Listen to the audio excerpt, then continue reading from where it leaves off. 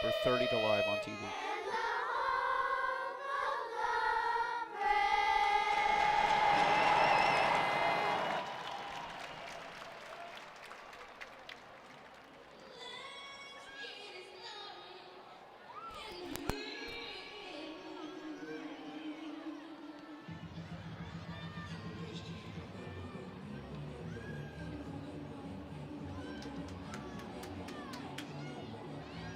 Ladies and gentlemen, let me welcome you back into Mohegan Arena at KC Plaza. The Wilkes-Barre Scranton Penguins just about ready to start tonight's contest against the Springfield Thunderbirds. Once again, I am Nick Hart. Thank you for joining us tonight for this chapter of Penguins hockey. Teddy bear toss game tonight in Northeast Pennsylvania. On the first Penguins goal, fans will be chucking stuffed animals onto the ice to be donated to children in need this holiday season. Penguins head coach Kirk McDonald dialed in, ready to go. Starting goaltender Philip Larson ready for this one as well. Referees are Jordan Deckard and Jarrett Burton. Working the lines, Ryan Jackson and Kirsten Welsh. Penguins going to try to put rubber to the road early here with the Motor World starting lineup. They're deploying Sam Poulin, Valtteri Postinen, and Boris Kachuk as their three starting forwards. Mac Hollowell and Philip Crow back as the starting defensemen. Jarrett Burton with the puck in hand. He'll put that puck in play, so we are underway in NEPA with the Penguins winning the opening draw but unable to establish a forecheck. Swerving onside for Springfield, Marcus Silvergaard, one of many Swedes on this Springfield roster. Penguins try to twirl it out of their zone, held at the blue line by Dalibor Dvorsky. Star rookie here with the Springfield Thunderbirds. Penguins propel the puck out to center. Boris Kachuk knocks one down, pushes it forth to Postin and snaps it on goal in a quick pad save by Zherenko. Another try by Hollowell, missed the net. Klerman jumps up into the play, sent it behind the net. Kachuk tried to reverse it to Poulin, couldn't connect, but Klerman will continue to bottle up Springfield. Now Koivunen joins the fray, tied up with Dvorsky, but the youngster for Springfield able to swivel that one out to center. Penguins with some quick ups, they're back on side. Here's Veli Koivunen with a snapshot save. Zherenko, rebound loose in front. Neither Bros or Klerman could settle it down, and that creates a rush for the T-Birds. 2-on-1, Luff passes to the left, too hot to handle. T-Birds captain Matthew Pekka unable to swat down that puck. Bros shifts it to Renouf. Launched cross corner, right side of the Springfield end. Koivunen has it slapped off of his stick. Samuel Johannesson gathers it now for Springfield. Offensive producing defenseman. Now a long stretch pass up to the far blue line. Hugh McGing couldn't collect it cleanly, but will jump up to the puck after it's handled by Larson. Rink wide pass, doesn't connect. Springfield flushed back to center ice. Springfield 12-9-1-0 this season. 4-game win streak for the T-Birds. Winners of 8 of their last 9. Penguins 13-7-1-0, but suffered a loss here on home ice last night. Joona Koppanen rambles onside, feeds it to McGroarty, turns it forehand and scores! McGroarty says, bring on the Teddy Bears! It's what you came for, so why wait? 1 minute and 53 seconds in, McGroarty has the Teddy Bear toss goal.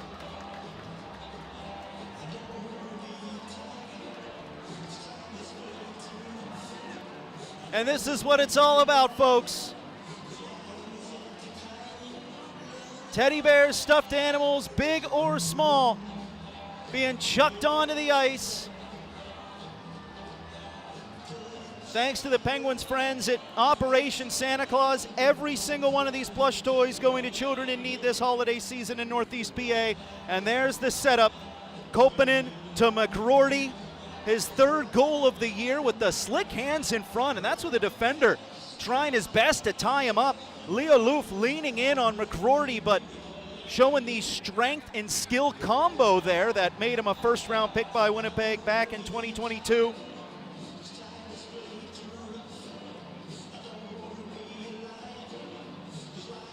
And Corey Antonovsky and the rest of the Penguins going to try to lend a helping hand to clean things up here.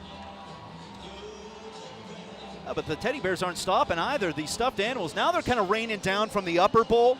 So you get the fans that are down in the first couple of rows, their teddy bears make it onto the ice first, but everyone trying to make sure we get as many stuffed animals out there as possible. Once again, this goal coming just a minute and 53 seconds into the contest, the fastest teddy bear toss goal in Wilkes-Barre Scranton Penguins history. Previous record was 4 minutes and 7 seconds into the Penguins teddy bear toss game on the 2001-2002 season. That was McCrory's teammate, Valtteri Postinen, tallying that teddy bear toss goal. Well, Tux, he's always going to get involved in these kind of hijinks. Everyone else kind of working hard to get the cleanup moving along as expeditiously as possible. Meanwhile, Tux, I'm sure he's doing teddy bear angels down there. Oh, look at that guy. That's a long boy. The slender man of teddy bears. Postinen and Bros trying to rope this guy over the boards. This is why we love teddy bear toss. Yeah, there they are. You don't just get the initial flash of teddy bears storming down to the ice when things get whipped up. There's the stragglers that come late, and then those big chonky teddy bears that make their way down there with, it takes teamwork to get those over the glass. I saw a flamingo earlier as well. That was a new one. I think a couple years ago it was the unicorn year. There were like 50 or so stuffed unicorns. There's a minion. Oh, there's Tux. Yep, mixing it up.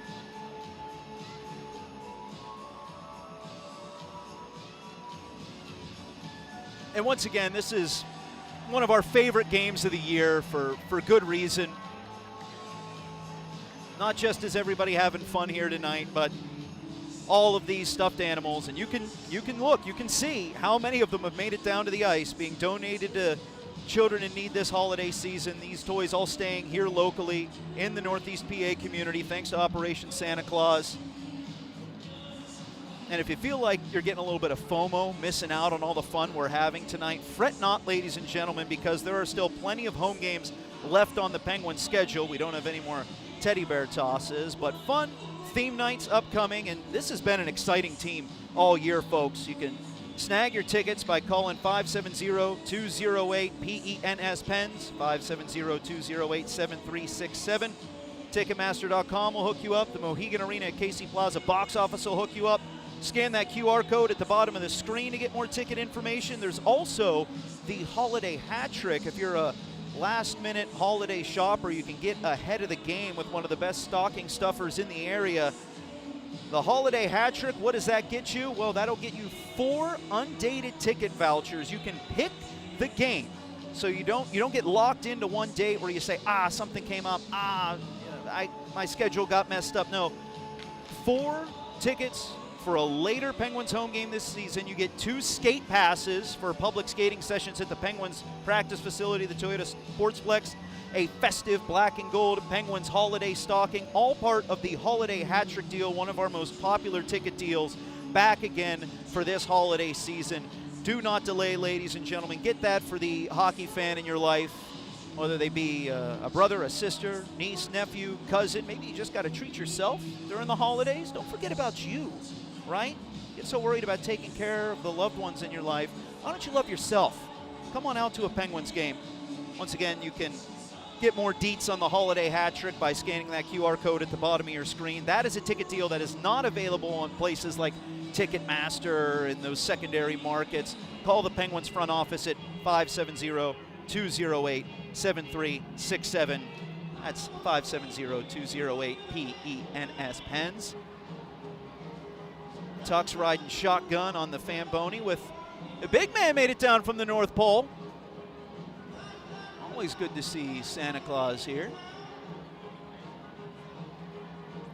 Cleanup continues here at Mohegan Arena at Casey Plaza after Rutger McCrory opened the scoring here for the Penguins. 1 minute and 53 seconds in. Jon Koppanen on the assist as the Penguins and Thunderbirds were trading end-to-end chances here. It was a feverish start to this game. In fact, that was our first whistle of the contest. First stoppage period. Whips up the teddy bear storm here in Northeast Pennsylvania.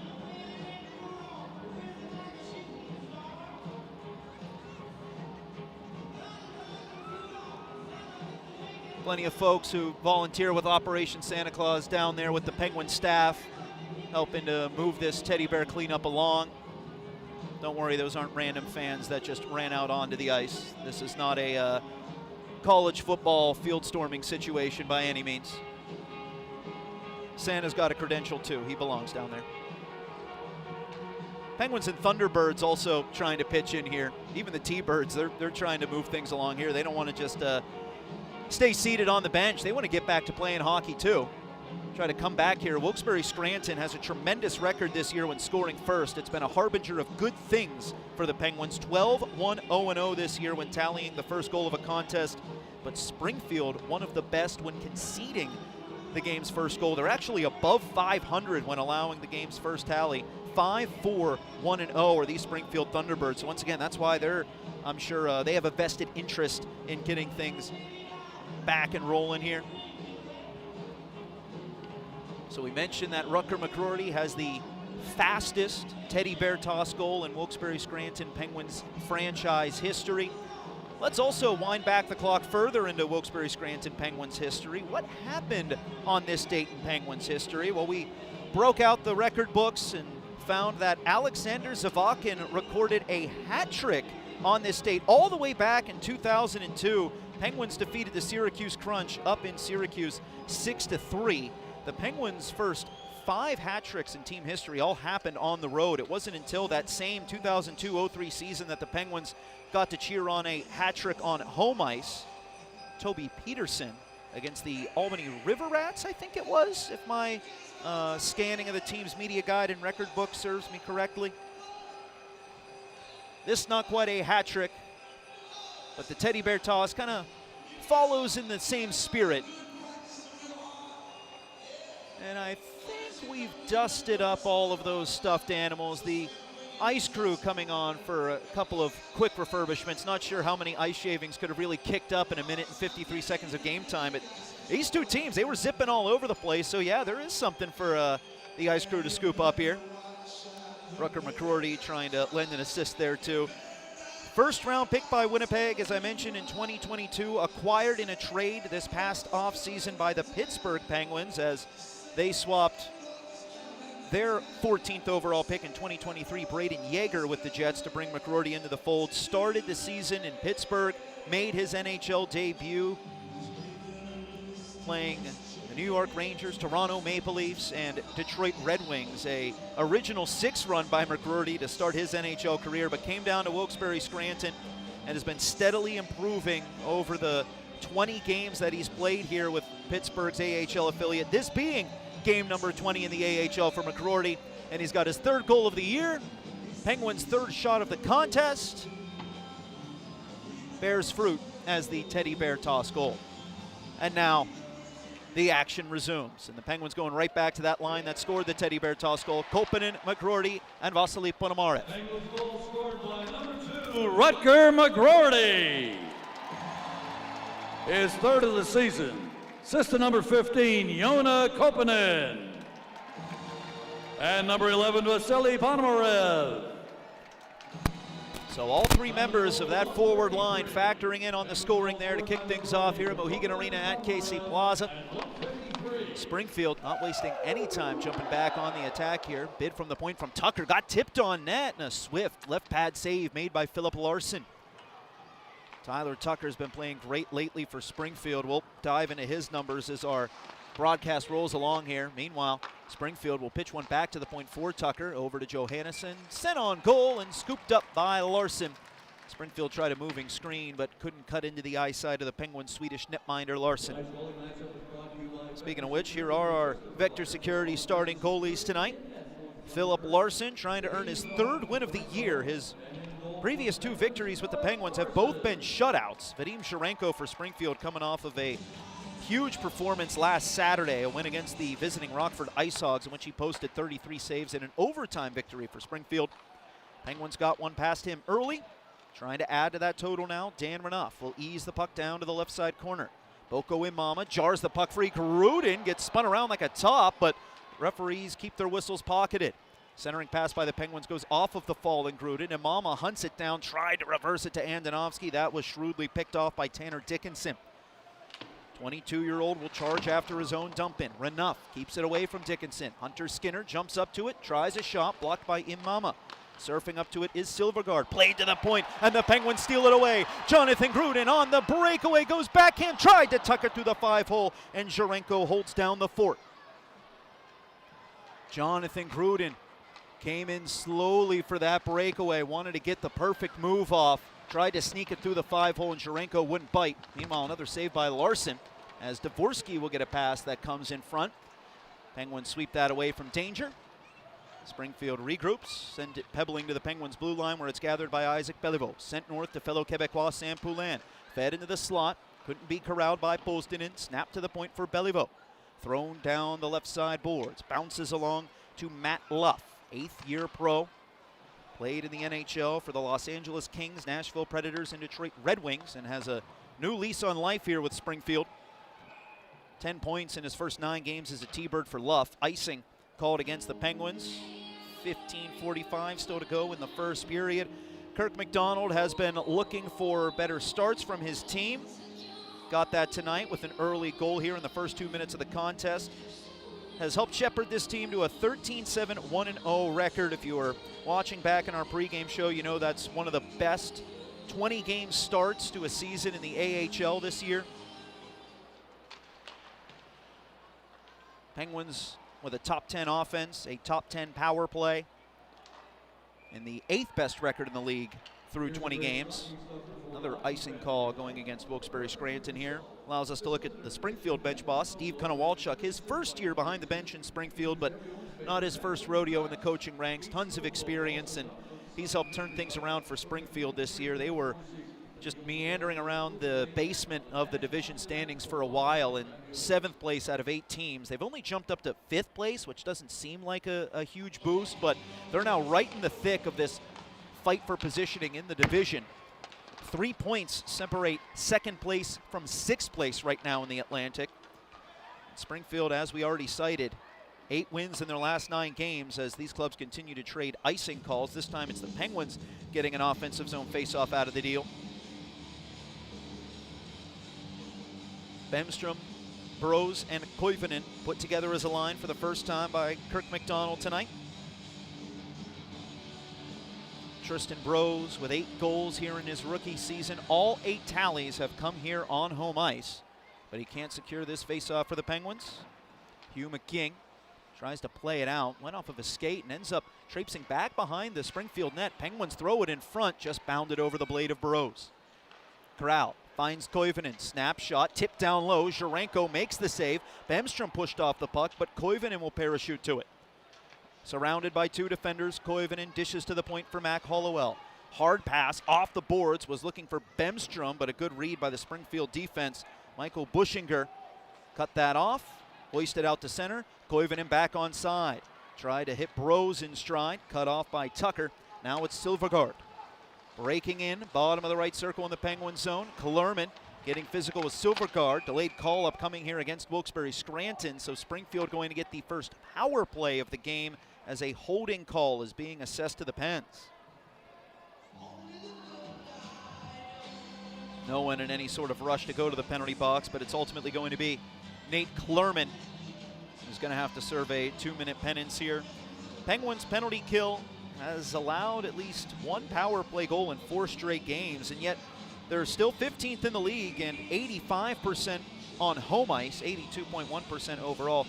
Springfield's power play 25th in the league at 15.3%.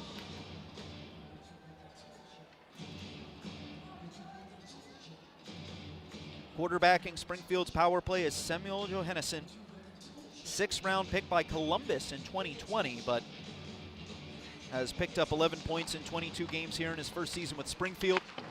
Pekka can't win the draw, so the Penguins begin this price chopper market 32 penalty kill with a clear. Jurenko will get it over to Johannesson. Played ahead to Dalibor Dvorsky. Now Pekka taps it to Silvergard, down the left wing wall, reverses to the point. Now it's Luff. Swings it back over to Johannesson. Koponen almost got a piece of it. What he ended up doing was taking Johannesson's eyes off the puck, so it'll end up bouncing back to the neutral zone. Springfield forced to regroup here with their captain Pekka handling the mail. 8 points in his last 8 games. Silvergard, a snapshot disrupted by Renouf. Puck bounces off the end boards to Koponen, who will calmly play it the length of the ice. Penguins get some fresh bodies out here for the minute and 13 seconds that remain on their first penalty kill of the game. Tyler Tucker passes to Silvergard. Rink-wide feed, broken up by McRory, taken up by Buschinger. Laferriere onside, back to Tucker at the blue line. Fed to the left, Marcus Silvergard will leave it at the point for Buschinger. Now Tucker, a slap shot, blocked by Poulin. Chased down by Beliveau, thrusts it out. 45 seconds left in the Price Chopper Market 32 PK here for the Penguins. Springfield's power play hasn't exactly been one of their strengths this season, but during their 4-game win streak, they've gone 5 for 12. It's over 35%. Dip down to the goal line. Laferriere tried to throw it backdoor to Tucker. Penguins able to wrestle that puck away from Springfield in a high danger area, and once again pounded it 200 feet the other direction. 17 seconds until Klerman can rejoin his teammates. 12:45 left in this first period overall, with the Penguins leading 1-0 on a teddy bear toss goal by Rutger McGroarty. Lee collides with a pair of T-Birds behind the net. That ends up spinning it back in front of the Penguins goal. Out of the box comes Klerman as Andonovski darts one towards Sharenko, swallowed up by the Springfield Thunderbirds netminder, and that will send us to a commercial break. Penguins up 1-0. We'll be right back on your Penguins Broadcast Network.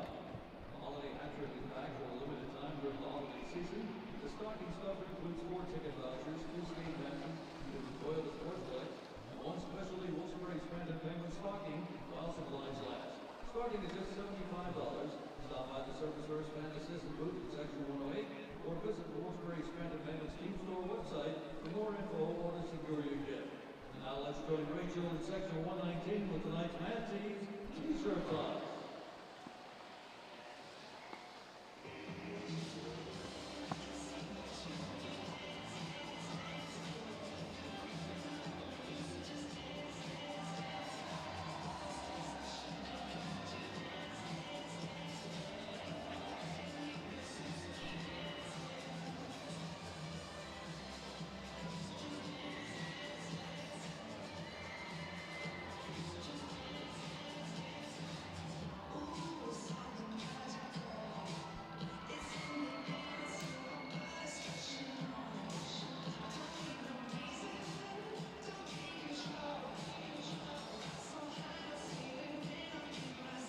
Georgie, you can still talk to me in my ear for those time cues, by the way.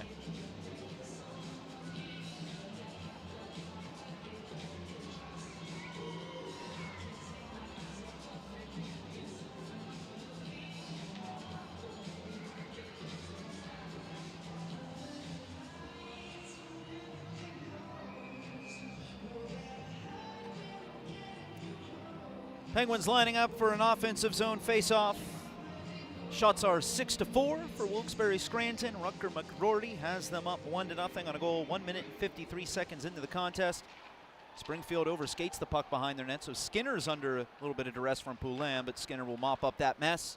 Puck plunged out to center. Bolstinen, back pass to Mac Hollowell. 14 assists, leads the Penguins, and is tied for the 5th most among all league defenders, Mac Hollowell. Skinner will swerve it away from an oncoming Sam Poulin, who once again got in his back pocket. Springfield running with 11 forwards, 7 defensemen tonight. They have a wealth of strong defensemen in their lineup, so Steve Konowalchuk doesn't see a reason to scratch many of them. Got some reinforcements from St. Louis earlier today as a shot comes on Philip Larson. Shoulder save, rebound played to the wall by Hollowell. Gathered again by Dalibor Dvorsky. Dvorsky, high slot, wristed, ends up being blocked off of his teammate Sam Bitten. Kachuk wedges it out to center. Poulin tried to send it deep, got bottled up right at the Springfield bench. Now Poulin will be able to go off for a change. 11:27 still to go here in this first period at Mohegan Arena at Casey Plaza. Second meeting of the season between the Pens and T-Birds. Wilkes-Barre Scranton won the first clash back on October 13th. 6-0-1-0 in their last 7 against the Thunderbirds. Penguins 11-4-1-1 against Springfield since the start of the 2021-22 season. Headman pass, Penguins were looking for Bemstrom. He got tied up by Tucker at the T-Birds blue line. Springfield breaking it out. Lunged across to Silvergard. Swedish forward sent into the slot for a trailer. Penguins defending Johannesson well. Puck pops out to Tucker, tries a quick shot. That's deflected by the Penguins and it falls down out of play. Well, Rutger McCrory scored so early in this game that we didn't really even get a chance to ask for your picks as to who would score the teddy bear toss goal. A clubhouse favorite would have been this guy, Boris Tkachuk. Leads Wilkes-Barre Scranton with 11 tallies on the year and a 4-goal game this past Wednesday against Charlotte, the 4th 4-goal game in Penguins team history.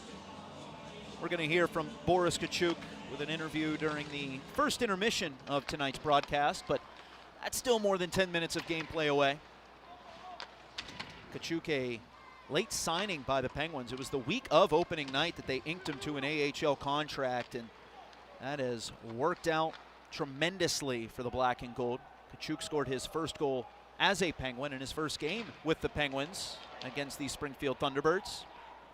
Isaac Beliveau walks off the blue line, a slap shot held onto by Zherenko. Caught it in the chest and wouldn't let it bounce off of his equipment. Good thing for Zherenko too, because Gruden was lurking around his crease. Jonathan Gruden with a wry smile as he breaks from that scrum, always mixing things up. The Penguins, fifth-year pro out of Rochester Hills, Michigan.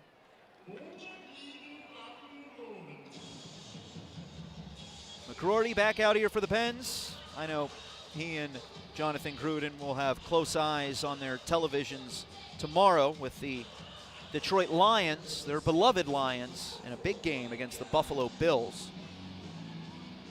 More than a couple Detroit Lions faithful in that Penguins locker room, living it up right now after not just lifelongs of torture, but generations of torture.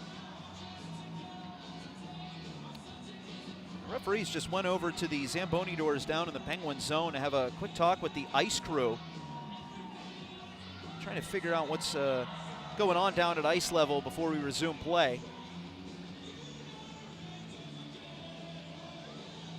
Maybe they're moving the face-off out to the neutral zone or back to the Pens. No, they're going to draw out the ice crew right now. So it looks like we're going to step aside for a commercial break for the moment, but we'll be back in a jiff with more Penguins hockey here. Don't you go anywhere, folks. The Penguins Golf Foundation jersey raffle is going on right now behind section 108. Stop by the table. I got it, thank you.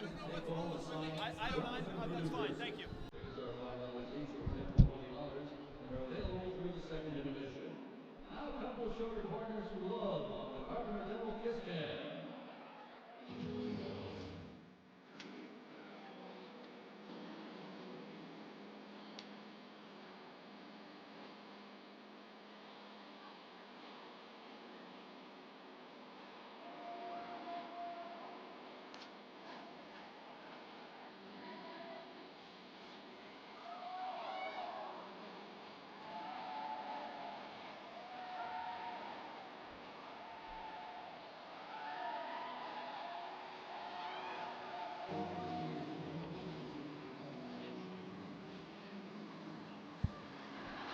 What's that?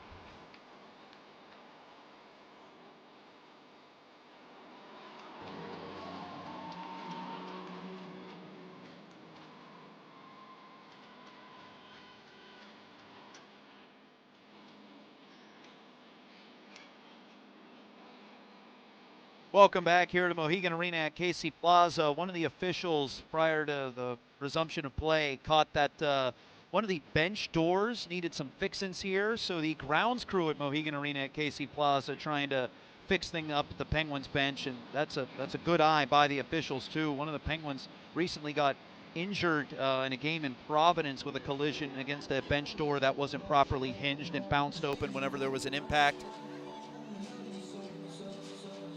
I know fans like to give the officials a hard time, but we got to give a little tip of the cap whenever they do their jobs right. And tonight's officiating crew includes a little bit of a homecoming for one of the referees. Jarrett Burton wearing number 78 tonight.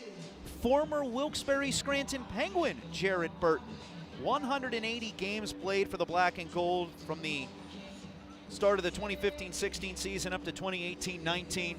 A beloved teammate during his time here with the Penguins, but now taking on a new trade.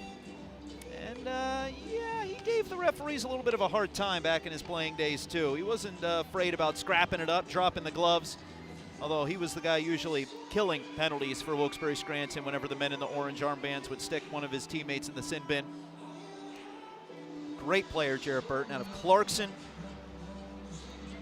Carved himself out a good niche as a professional hockey player. Started with the Wheeling Nailers, the Penguins' ECHL affiliate, then had those several seasons with the Pens. Wrapped up with the Rochester Americans before now, like we said, becoming a referee. We have the same crew tonight that we had yesterday in the Penguins' 4-0 loss to the Charlotte Checkers, so before any of you at home can start crying foul and declaring that Burton might try and play favorites here, that 4-0 loss the Penguins had yesterday might suggest otherwise. Shots are 7-5 for the Pens. We had an early goal here by Rutger McCrory, started the teddy bear toss. Now after the bench door has been properly fastened, hey, we're now ready to see some action once again here. Penguins win the draw. Justin Lee snaps it towards the glove of Jurenko, juggled it for a moment, but then ensnares it. Another offensive zone faceoff upcoming for the Pens after that stop by Jurenko, a 7th-round pick by St. Louis in 2019. This is his 3rd season with the T-Birds. 6'4" netminder, knows how to take up a lot of the nets. They got stretched out by McCrory for the opening goal of this contest. Stalemate on the faceoff. Ponomarev will shovel it back to Beliveau. Kolpanen finds Lee. Stutter steps. Taps it off the wall to Ponomarev. Now cycled into the right side corner. Kolpanen tried to pitchfork it to McCrory, but it swatted off of his blade and back to center ice. Isaac Beliveau from Magog, Quebec. Looking for Kolpanen, will half pipe off of his blade down to T-Birds territory. Corey Schoeneman will abscond with that puck. Western Michigan product. Ahead for Pekka. Pass to the left. There's Hugh McGing. Speedy player for Springfield. Good in transition. Took a hit along the boards. Luff tried to march his way in front. Penguins block off that path and hoist the puck back to center. We're beyond the midway point here of this first period.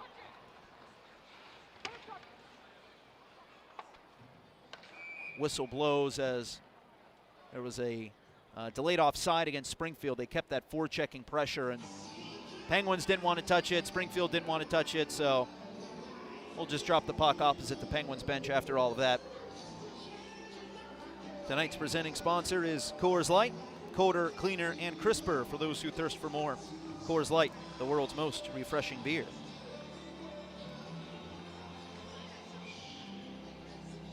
Tyler Tucker back on the blue line for Springfield. A strong run of play here for Springfield. He had 4 points in his first 14 games to start this season, but he's got 5 points in his last 2 contests. 3 goals for the defenseman in that stretch. But it's going to be Johannesson, a defenseman, walking to the Penguins slot. Penguins deny that shot with a good block. Postinen comes up ice with Kachuk. Charging to the net front. Passed behind the goal by Postinen. Kachuk will swing it back out to Valtteri Postinen. Finds Poulin. Open space for Alain de Corral. Wrist shot down low. Missed the net. Hollowell hustles to keep it onside. Postinen delivers it to Corral once more.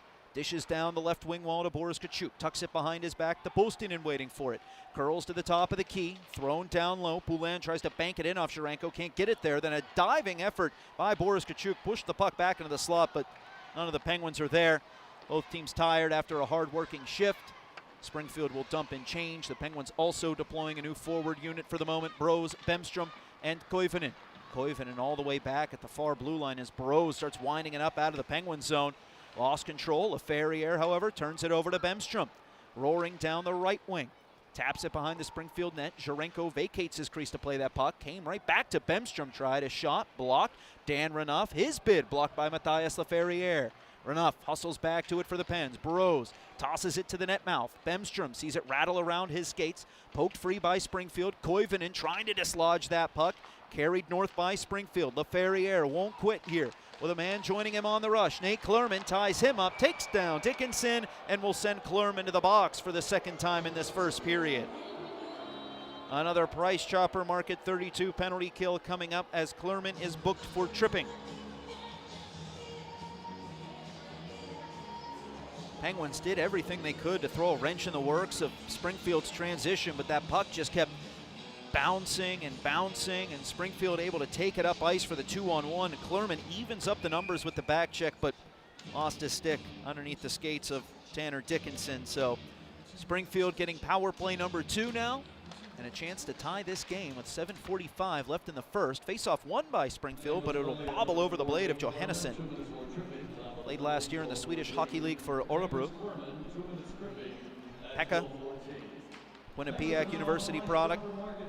Tried to give it to Luff. It was behind him, so Springfield will trace their way back to their zone, looking for the proper break-in here on the man advantage. Pekka, 2018 AHL All-Star, distributes the puck to Dalibor Dvorsky. Leads Springfield with 10 goals on the year, the 19-year-old Dvorsky. Luff looks far side. Larson got a piece of it, and it goes screaming out of play. Larson with the quick blocker there. 7th save of the game for the Swedish netminder, Philip Larson. 1:25 remaining in the minor penalty to Nate Clermont. Pekka staying out here to take this face-off opposite Sam Poulin. Dvorsky standing right behind Pekka. Puck pulled into the hash marks in the slot. Dvorsky's back pass picked off by Sam Poulin, and a challenge Johannesson shorthanded here, one-on-one. Poulin tries to go to the forehand. Johannesson won't let him through. Dvorsky now leaves it for Samuel Johannesson. Johannesson will celebrate his 24th birthday later this month.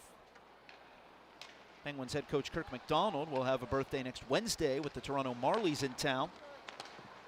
Silvergard has a shot blocked by Poulin, and Rucker McCrory twists it out of the Pens. And Penguins doing a great job of blocking shots here early in this game. They've bottled up more than a handful of Springfield opportunities, still with 6.5 minutes left to play here in this opening period. Leferrier faked like he was going to shoot, then tried the back pass. Ponomarev in great position to take that one away from Tucker. Cleared out again by the Pens. 30 seconds remaining in their penalty kill. Hugh McGing speeds onside. Drops it back, thrown towards the net, tipped wide from the stick of Leferrier. Now it's Kaskamaki. Snaps it to Bushinger. Former Guelph Storm. Bushinger finds Koskamaki, dips it in the slot. McGing throws it on goal. Larson with 2 saves as he denies Leferrier on the rebound as well. 8 seconds left in the kill. Hollowell trying to eat up those final seconds with the puck pushed up against the boards. He'll pry it off the wall. His clear subdued by Leferrier, but the Penguins will pass it to Corey Antonovsky. Clermont out of the box. Antonovsky, a Mack truck right now on the rush. 4 Thunderbirds is what it takes to contain Corey Antonovsky. Bolstinen jumps out here for the Penguins. Leferrier still out from the tail end of that power play. He'll escort the puck across center red. Taps it down below the Penguins' goal line. New units on for both clubs. 5 minutes and change remaining in the first period. Penguins still up 1-0 after improving to 2 for 2 on the PK. Corral one hands it up the wall. Poulin has to quickly button hook away from some pressure from Springfield. He got tied up by Peterson. That's going to be a penalty against Springfield. Delayed call upcoming with Larson hustling to the bench. Penguins get the extra attacker out here.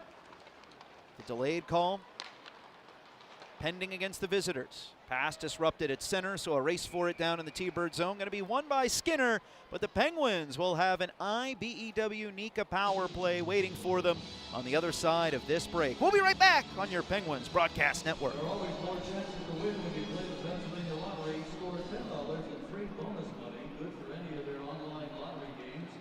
Just enter in the code TRIVIA in your VIP Players Club account to activate more fun and excitement. Now let's join Rachel in the stand with tonight's contestant for the Pennsylvania Lottery Penguins Trivia Challenge. That's right, I'm here with Ryan, who thinks he knows history and toy history for tonight's trivia. How are you feeling on Teddy Bears last night? I'm feeling great. How do you guys feel about Ryan and his success? Make some noise as we see the first question on First and Only. In what year was the term teddy bear invented? We've got a little multiple choice for you if you need it. Is it 1873, 1899, or 1902? Teddy bear. Everybody in the crowd, let me know what you think.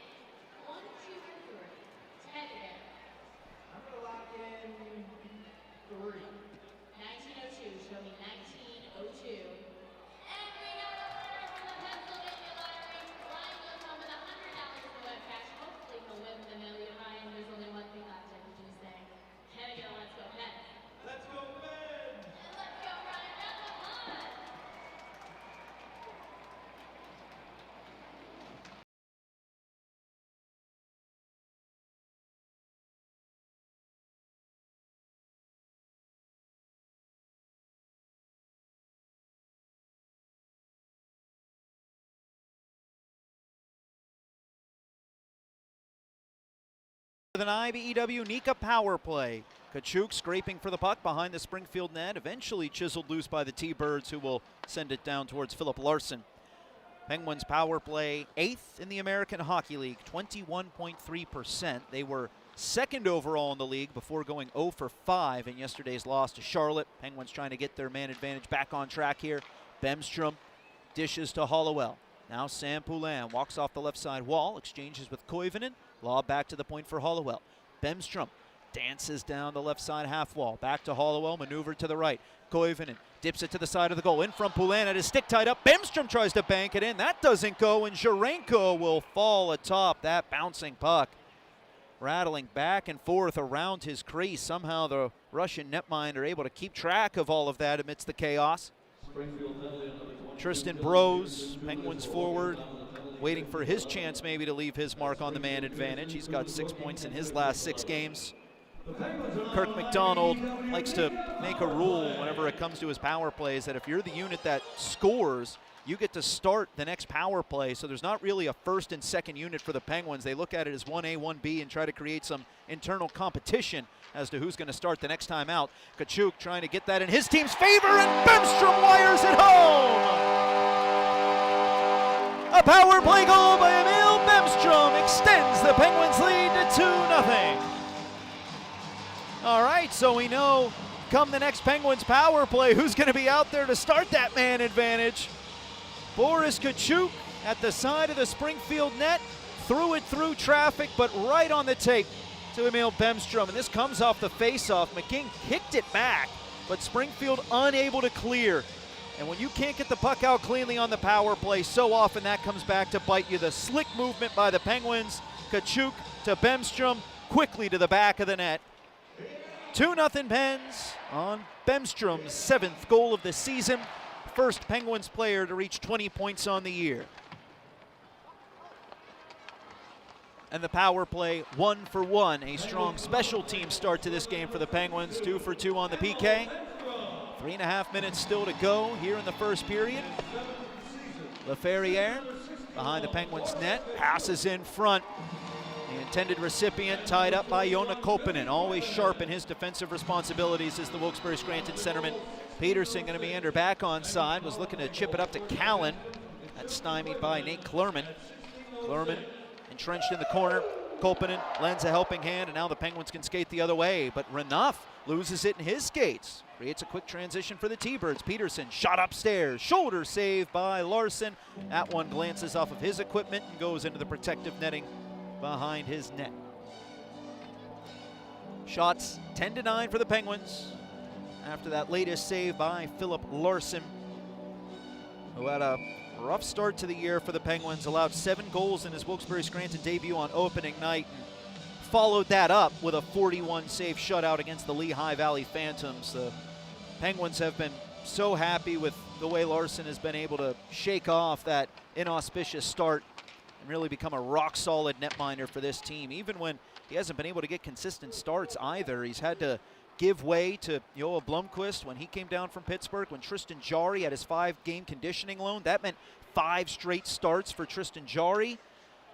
Larson's just gone about his business, says he takes a lot of pride in his day-to-day details and just tries to stay ready for whenever his number is called.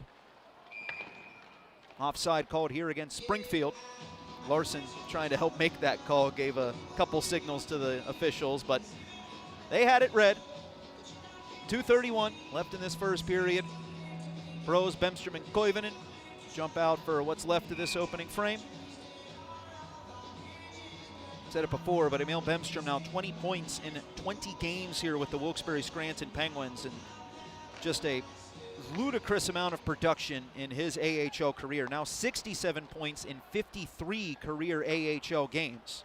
This is Bemstrom's first season with Wilkes-Barre Scranton, as he had a shot blocked by Schoenemann. Spindles it around the boards, was looking for Crowell, but it hopped on him. So the Penguins forced back out to center. Koivunen, what a maneuver to get that over to Bemstrom. It's going to be tapped to Brose, looks far side, but it's deflected up and out by Schoenemann. My goodness, Videk Koivunen putting his playmaking smarts on display right there with that spinorama pass from blue line to blue line. The young man's just 21 years old, but has playmaking sense that leads you to believe that he can see around corners. Just crazy vision. Penguins will win the faceoff with Crow going D-to-D to Mac Hollowell. What a pairing they've been since being united here with Wilkes-Barre Scranton. Reunited, I should say. They were teammates with the Toronto Marlies several seasons ago. Crow to Hollowell again. Tiptoes at the blue line to the left. Shot through traffic, deflected wide. Skinner has it poked off of his stick by Koivunen, so Bemstrom goes back to the point. Corral slaps it to Bros. Thrust back down low, but knocked out of the air by Schuneman. Dvorsky will nudge it back to center. Corral retrieves with Syndergaard in pursuit. Kachuk off the bench and into the play. Penguins had to make sure they wouldn't be booked for too many men on the ice there, so good restraint demonstrated by the veteran Boris Kachuk. Penguins play it deep. Sharenko, the goaltender, shimmies it up the wall. Kachuk then throws a hit that knocks the puck away from Hugh McGing. Boris Kachuk spins away from McGing, opens up a passing lane to the blue line. Klerman D-to-D for Renouf, looking in the slot to Postinen. He was tied up, shadowed by the Springfield defense. Now they skate into the Penguin zone. Former Penguin Scott Harrington taps it over to Luff. Thread behind the Penguins head to McGing, who lost his balance and collided with the boards in the process. Pekka now knocks it back to McGing, who has his wits about him, tied up by Renouf, and the Penguins escape with the puck. 45 seconds left in the period. Penguins already up by 2. Can they make it a 3-goal lead before the intermission? Postinen shot for the 5-hole. Zherenko snaps into the butterfly for another stop. Back at center, it's Lee. Catapults that one back to Springfield territory with a half-minute to go. Springfield in no rush right now with Buschinger taking his time. Tucker lobs it forth to Bitton. Shovels it in on the backhand. Lee accepts the pressure from 2 T-Birds, leaves it to his D partner Beliveau. 13 seconds left in the period. Penguins on the rush. Beliveau can't connect with Koponen. Turns into an on-man opportunity the other way for Springfield. LaFerriere breaking to the net front.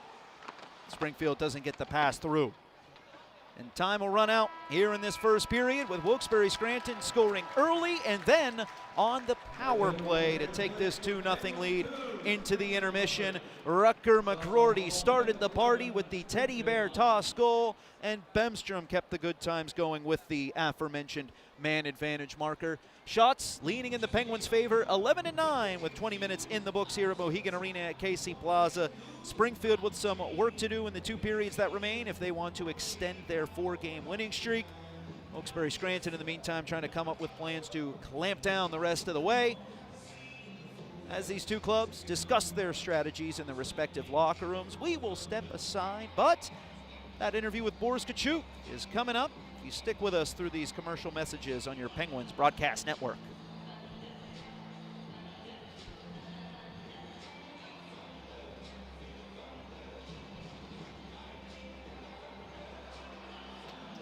Now time to take a look at highlights of the first period. Courtesy of WRB 28 and WIW 22.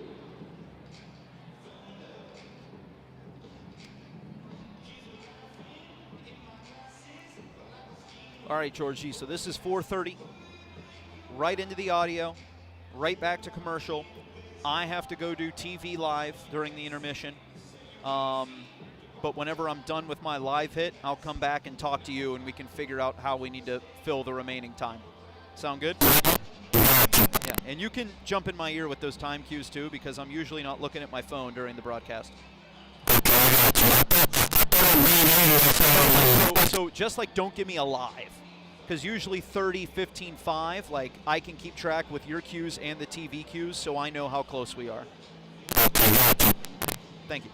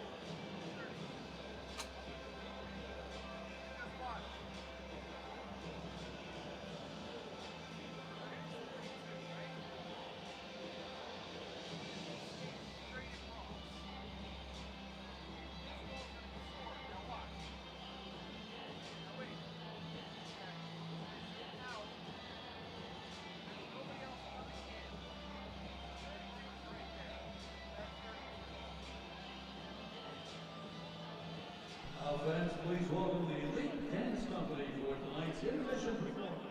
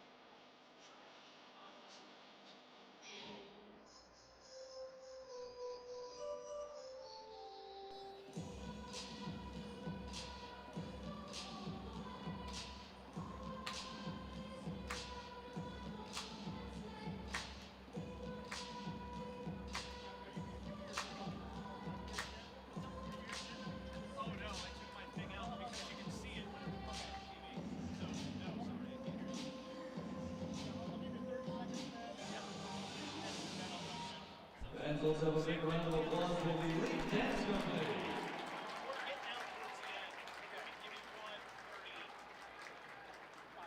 The Penguins would like to welcome the following groups to tonight's game. Mission Cheer Academy, Mach 1, Long Family and Friends, Elite Dance Company, LCBC High School Ministry, Riley Family, Geisinger, Tri-State Geocachers, Sugarloaf Fire Company, Oklahoma Mountain Education Association, My Big Now Winning Center, Kotar's Minions, Wham Area Chorus, Domino's Pizza of NEPA, Schuylkill County Employee, SCI Dallas, SCI Muncie, Salvation Army Adult Rehab Center, Highwood USA, Cub Scout Pack 007, Springfield Thunderbirds Booster Club, Parsons Birthday Bash, Perez Friends and Family, German Group, Mondelez International, Helping Because We Care,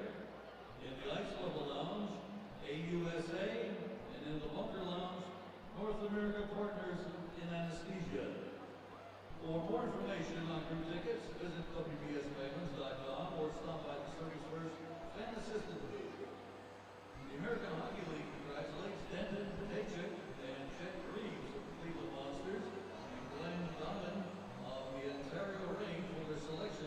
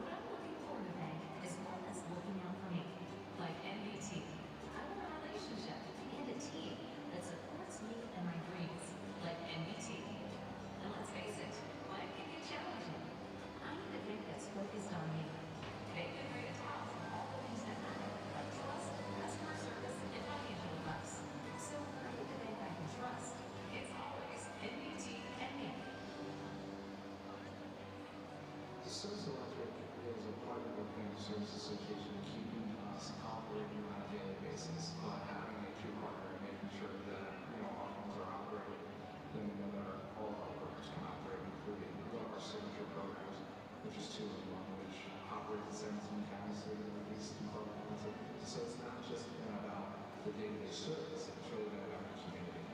Service Electric, your community connection. From the very beginning, we're all about being connected. And year after year, through every stage of life, that need grows even stronger. Which is why Pantelegator never stops improving our advanced fiber network. We connect the things that matter most. Businesses, schools, healthcare, governments, and of course, the people who make our community strong. This is technology with purpose. Stay connected.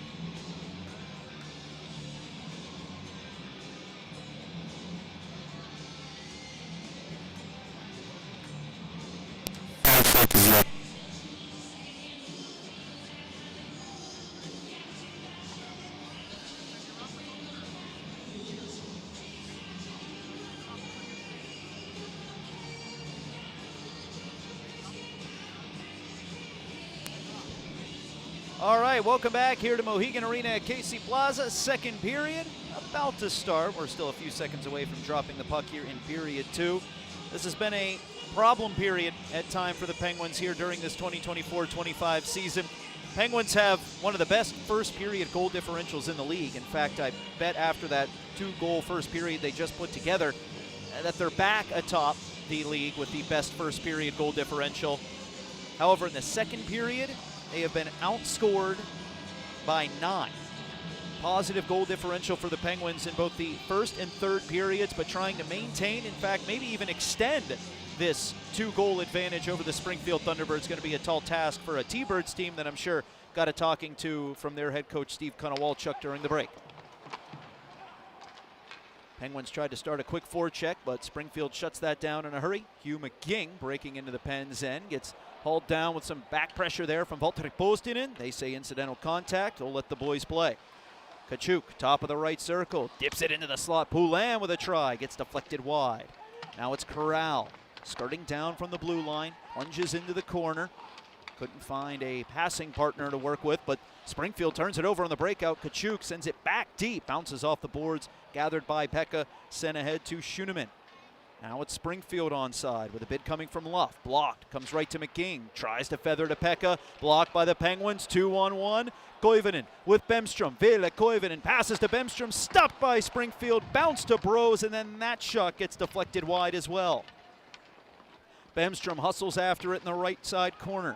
Tried to shift it to the point, picked off by Springfield, plopped to center. Pekka will further that puck's path down to the Penguin zone. Springfield using this opportunity to get a line change. Fresh bodies coming out here. Bemstrom rolls out of the Penguin zone, given to Bros. Rink wide pass, misses Koivunen, but he'll just take the carom off the wall. Tucks it to Bros, curls in the high slot. Shot tipped by Renouf, stopped by Jurenko. Koivunen with a Superman dive to swat it into the corner, still lying on his stomach. There's 2 T-Birds that'll wrestle it away from the Penguins rookie. Coming the other way is Silvergaard. Push deep for Dalibor Dvorsky. Now given over to number 41, Alek Koskamaki. Another rookie here with Springfield. He and Dvorsky have proven to be quite a dynamic duo here. Dvorsky leading the T-Birds with 10 goals. Koskamaki leading the team with 11 assists. Bros stands in front of a pass, bounces its way back to Dvorsky. Flicks it behind his back, was hoping Koskamaki would be there. He was not, so the Penguins run away with the puck. Dumped in by Bemstrom, gave an extra swat there to Bushinger, undetected by the officials. Springfield launches it onto Philip Larson from the neutral zone, makes the glove save, and then leaves it in play, so the clock keeps rolling here in this second period. Rucker McRory open the scoring, speeds onside. Given to Ponomarev, backpedals into the corner, floated towards the slot. No one there to receive that pass. McRory, good back check, rubs out LaFerriere along the wall, but Bitten continues to charge after Wilkes-Barre Scranton. Hard forechecker Sam Bitten tried to get loose in the slot. Couldn't collect the pass, neither could Matthias LaFerriere. He collides with Beliveau, so it's going to be picked up by Tanner Dickinson, Perrysburg, Ohio native. Carousels it around the boards, back to the right side point. Slapped back down into the trenches of the Penguin zone. LaFerriere rolls in the high slot, leaves it up top for Schuneman. Shot wide of the goal. Careens off the inboard glass all the way back to the Springfield side of the equation. No icing. Once again, that was Springfield's shot that launched it back into their own zone. Jurenko with a quick exchange with Scott Harrington. Almost broken up there by Joona Kolpanen. Puck held onside by Krau. Sent to the tape of Corey Antonovsky. Now Gruden. Back pass to the point. Hollowell, D-to-D to Krau. Now it's Antonovsky handling the puck at the blue line. Sent down into the corner, was looking for Krau, who jumped up into the play. It eludes the defender's stick. Puck hoisted into the air by Springfield. Gloved down by Antonovsky, bodied up along the wall by Marcus Silvergaard. Hustling now for the Penguins is Mac Hollowell. Swiftly gets away from the pressure and springs Antonovsky back across the blue line. Right-handed shot down the left wing wall. Tried to tuck the puck in front. Instead, he got tied up by Schuneman behind the Springfield goal.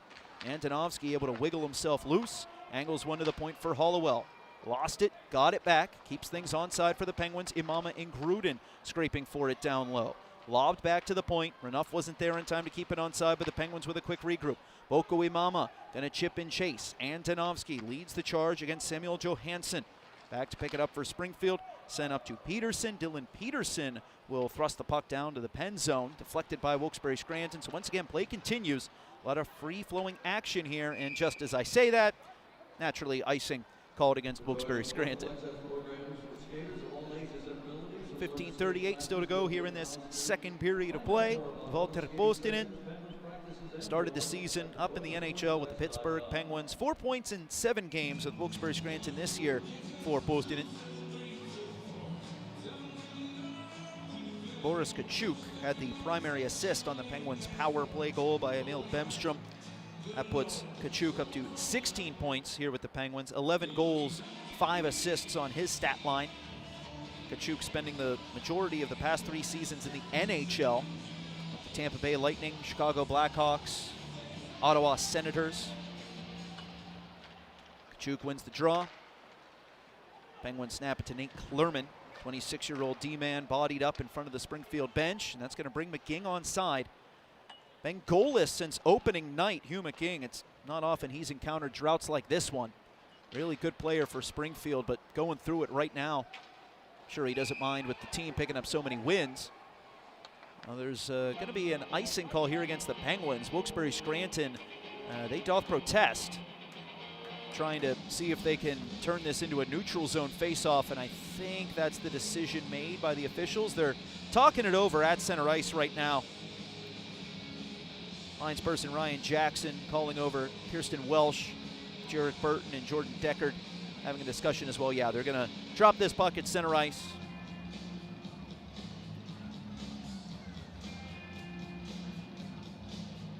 Kachuk, Postinen, and Poulin will stay out here now for the Pens. Puck thrown all the way down to the Springfield end. Leo Loof over to play it. 3rd round pick by St. Louis in 2020.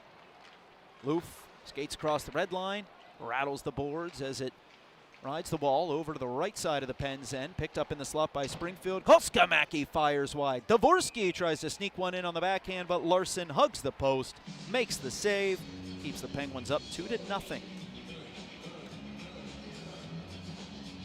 Philip Larson handing that puck off to Kirsten Welsh with a smile. Larson, a 6th-round draft pick by the Detroit Red Wings in 2016, had one of the best freshman seasons in the storied history of the University of Denver, and then immediately turned pro. The COVID-19 pandemic forced him back to Europe for the next several seasons of his entry-level deal with Detroit. Signed in North America again this year, makes a big stop, but the rebound stuffed in by Springfield. Initially, Larson denies Dvorsky, but the loose change pushed across the goal line. Marcus Silvergaard on the doorstep to bring Springfield within 1. And we knew that was going to be an all-important goal here. Talked about it at the tail end of our intermission report. Would it be a 3-goal lead for the Pens or a 1-goal deficit for Springfield? We have our answer. Loof surfing down from the point. Quick pass in front to Dvorsky. Larson made that initial stop, but the puck just inched behind his left leg pad, and the first person to find it was a Thunderbird. Silvergaard with his 8th tally of the year gives Springfield some life early in the second period.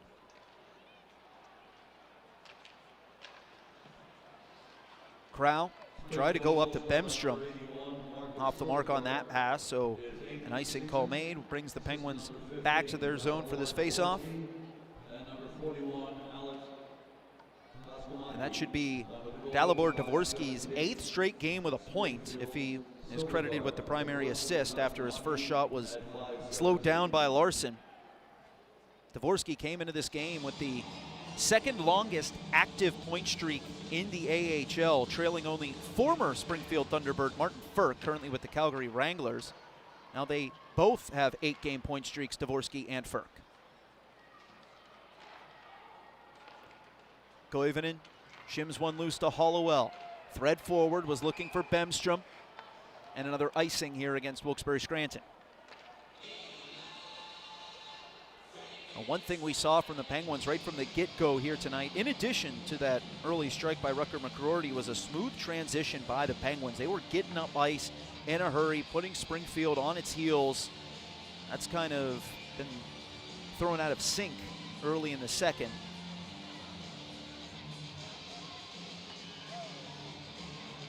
Dickinson wins the draw to Ferrier. Shot one upstairs, went off of Hollowell.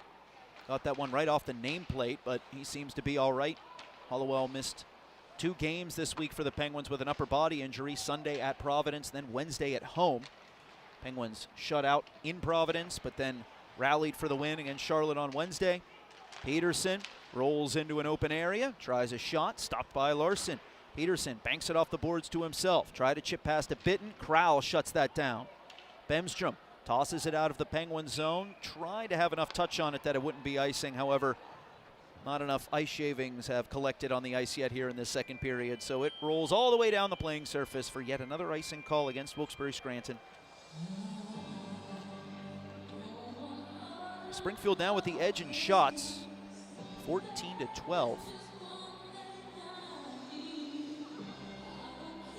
Burrows lines up opposite of Drew Callan.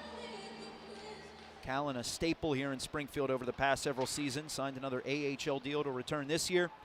Helps control that puck. Crowell, once again, with a great interception defensively there for Wilkes-Barre Scranton.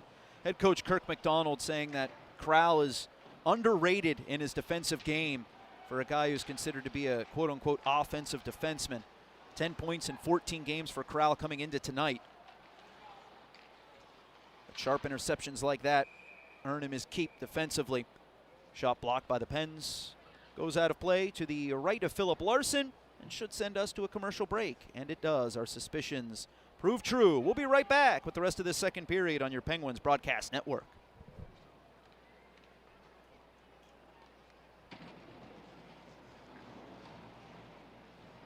Fans, please welcome to the ice the Wilkes-Barre Scranton Penguins Ice Crew. Fans, now you can experience the AHL like never before with AHL TV on FloHockey. Watch HD quality streams of every AHL game live or on demand from wherever you are.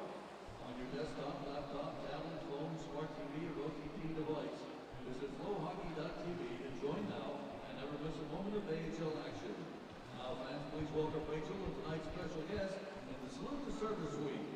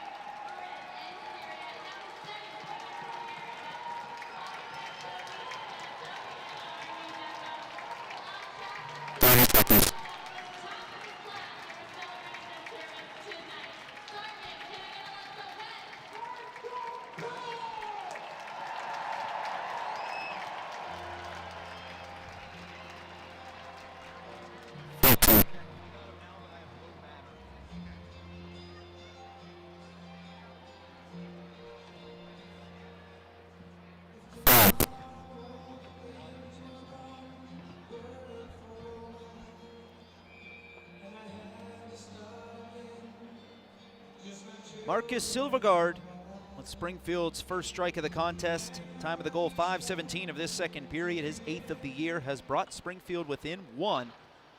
Penguins strong in the first period. Rucker McGroarty hit hard at center there by Leo Loof. Ponomarev gave a little whack to Loof after the fact. Now Ponomarev then gets tripped up, and that will send the Penguins to the man advantage.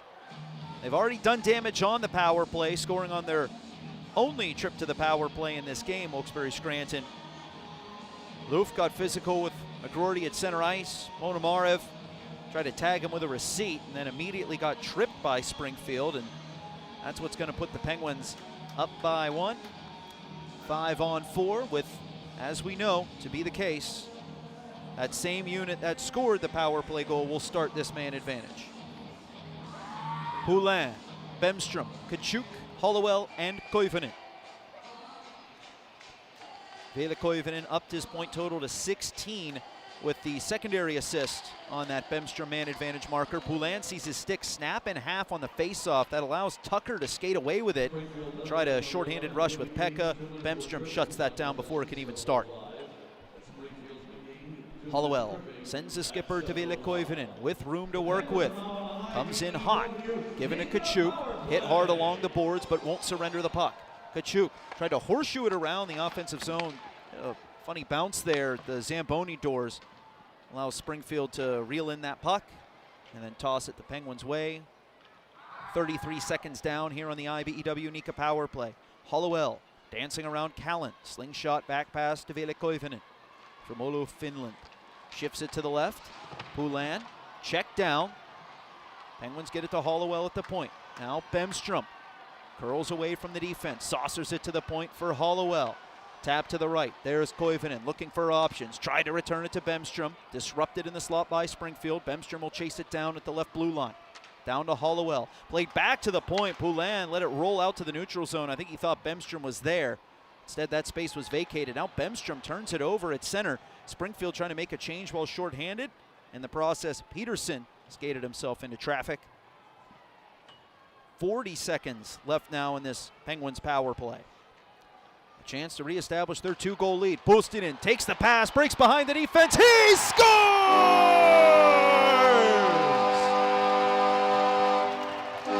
A rocket on the backhand. Valtteri Puustinen puts the Penguins back on top by 2. 2 for 2 on the power play now is Wilkes-Barre Scranton. The Penguins lamented the fact that they couldn't score once on the man advantage on their 5 tries in their loss last night. Now they're perfect through 2 opportunities this evening. Ponomarev put that one on a zip line for Puustinen, and Schuneman couldn't keep up. Loaded it up on the backhand. Jurenko, I'm not sure if he was waiting for Puustinen to pull it back to the forehand or how he got mesmerized, but Puustinen able to just shovel it through the Russian netminder, and it's a 3-1 lead for Wilkes-Barre Scranton.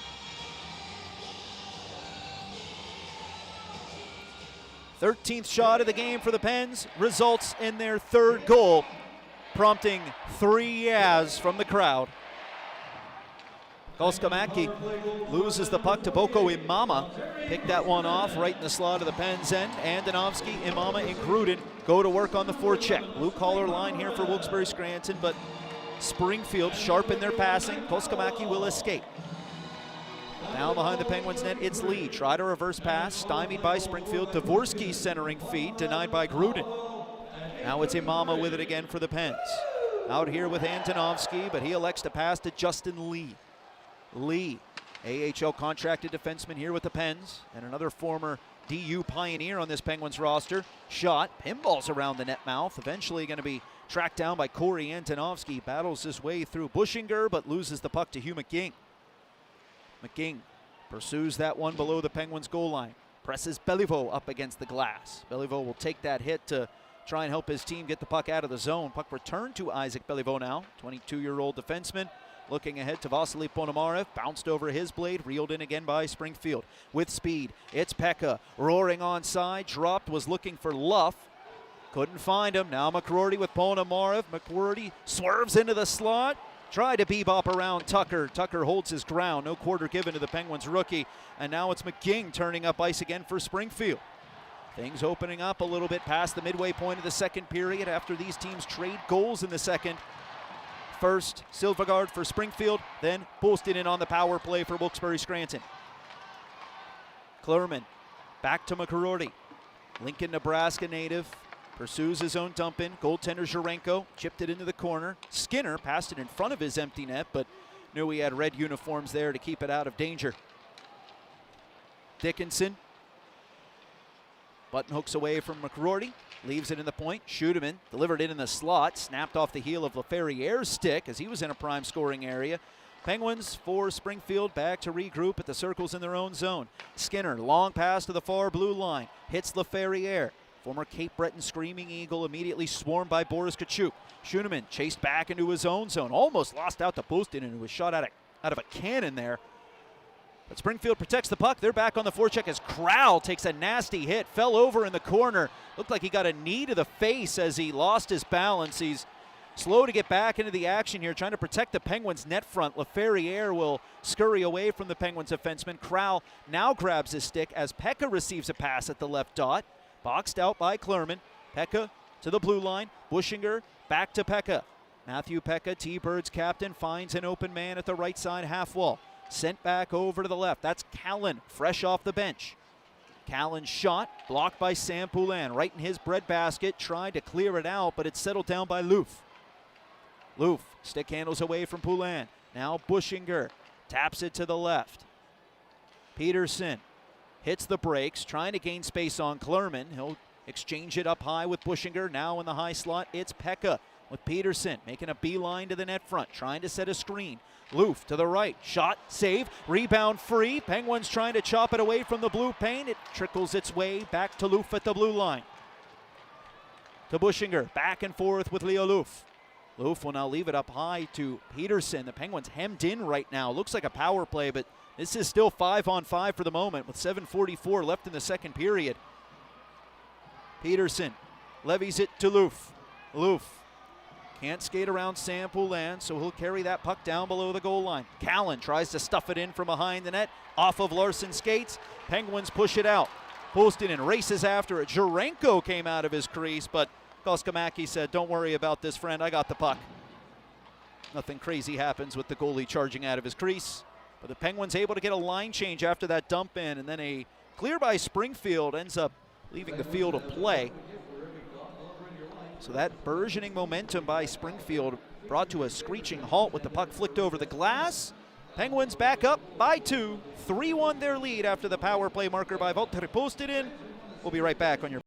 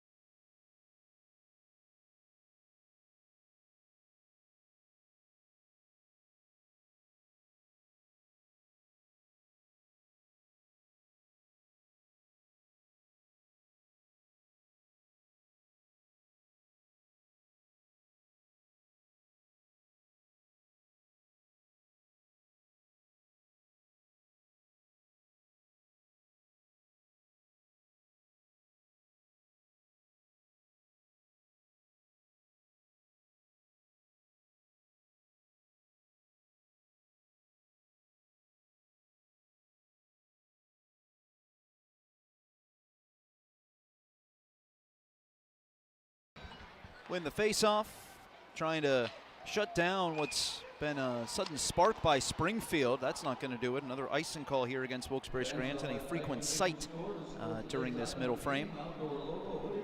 Wilkes-Barre Scranton taken to the ice for this game without many players sidelined due to injury. Number of defensemen at that as well. Jack St. Ivany, Sebastian Aho, Nikolai Kanishov, Scooter Bricky, all out of the lineup with respective injuries. Jimmy Huntington, who picked up a pair of points against Springfield back in that second game of the season. He's out longer term with a lower body injury, and you know that's a player the Penguins would love to have at their disposal right now. Just the way that he plays the game. One of those guys that brings a relentless motor every single night. Penguins not too shabby though with the lineup they do have, as Hollowell looks for his first goal of the year. That meets the glove of Vadim Jurenko. Shot 16-14 in favor of the visiting Springfield Thunderbirds. Colton Ellis has primarily been the netminder for Springfield during this hot run. He's their backup goaltender tonight as they're trying to get Jurenko up to that same kind of speed and follow up his excellent performance last Saturday when Springfield came from behind to defeat Rockford in overtime. Ellis on a 5-game win streak and 6-0-1 in his last 7 starts. Both goaltenders draft picks of the St. Louis Blues. Kral pushes it to Hollowell. Ahead to Emil Bemstrom. Rockets off the heel of his stick, just wide of Zherenko's goal. Leo Loof looking for outlets. Instead, he gets slammed hard against the boards by Koivunen. Pops the puck free to Bemstrom. Thread to the point. Gruden barely keeps things onside. Hollowell drops it back to the right corner. Loof, the first one there, eats another hit from Koivunen. Not as hard as the last time, but it will still jar that puck free for Wilkes-Barre Scranton. Bemstrom to Koivunen. Spindles it back to the point. Kral to Hollowell. Tapped to the far side post. Koivunen tried to make his path there. Couldn't meet the puck. Once again, the excellent playmaking ability of Koivunen on display during that shift, as I think he was the only person that saw that pass to the top of the key. 5:50 left in the second. Pekka broke out the 9-iron for that tight shot against Larson. Glances off of his blocker. Penguins escort it back to the neutral zone, where Luff will take that puck. 106 NHL games in his career. Started the season with the Charlotte Checkers, but didn't stick with Charlotte. Signed with Springfield on November 7th. 10 points in 9 games, coinciding with this hot run by Connor Walchuk's Thunderbirds. Lee misplays one at the blue line, creates a rush the other way, 2-on-1. Dickinson pulls up, plays it backdoor, broken up by Beliveau. Almost bounced on goal, but by Beliveau, keeping that away from the net front. The Penguins have numbers the other way. Imama's pass denied by Skinner. He was looking for Lee. Koponen completes a line change, getting out here in a defensive posture, and Bitten has nowhere to go. And that's what you can count on from Joona Koponen. Two-way game. Even when he might be in an unfamiliar position, backpedaling as a defenseman on the rush, still gets the job done. Ponomarev's power move, ultimately thwarted by Zherenko. Joona Koponen shielding that puck from Dickinson. Carousel it around the boards. McCrory will push it forth to Klerman. Toe picked at the blue line, still able to keep that one out of a disastrous scenario where Springfield would have headed up ice, maybe 3-on-0. Instead, it's just going to be a dump and chase here for the T-Birds. Renouf up to Koponen. McRourty walks laterally across the blue line, accepts that pass, chased down to the left corner, bumps it out to Ponomarev. He gets knocked off balance, hard collision with the wall, but Ponomarev not going to miss a beat. Hops back up to his feet. Springfield transitions the Penguins' way. Laferriere, tap to the side of the goal. Orbiting behind the net is Peterson. Levies it to the blue line. Shot, glove down by Philip Larson. No screen there, so the Swedish netminder makes it a routine stop for his 17th save of the game. 3:57 left in the second period. We'll be back in a jiff on your Penguins broadcast network. Now, friends, let's join Rachel with tonight's Woodhouse Ball. Check the win winner. We've got a bonus winner here with Chrissy. AJ's joining in for the fun. Chrissy is going home with a Woodhouse gift card because she is the Penguin after she arrived. She let us know where she's sitting. And now I thought, I had to look at this side. Maybe AJ can do it this time. Well, Chrissy gives me her loudest and proudest "Let's Go Pens." Let me hear you. Let's go Pens! Applause for our big winner. Remember that you can be a winner too. All you have to do is download the Penguins app for more opportunities like this one. And like Chrissy said, let's go Pens!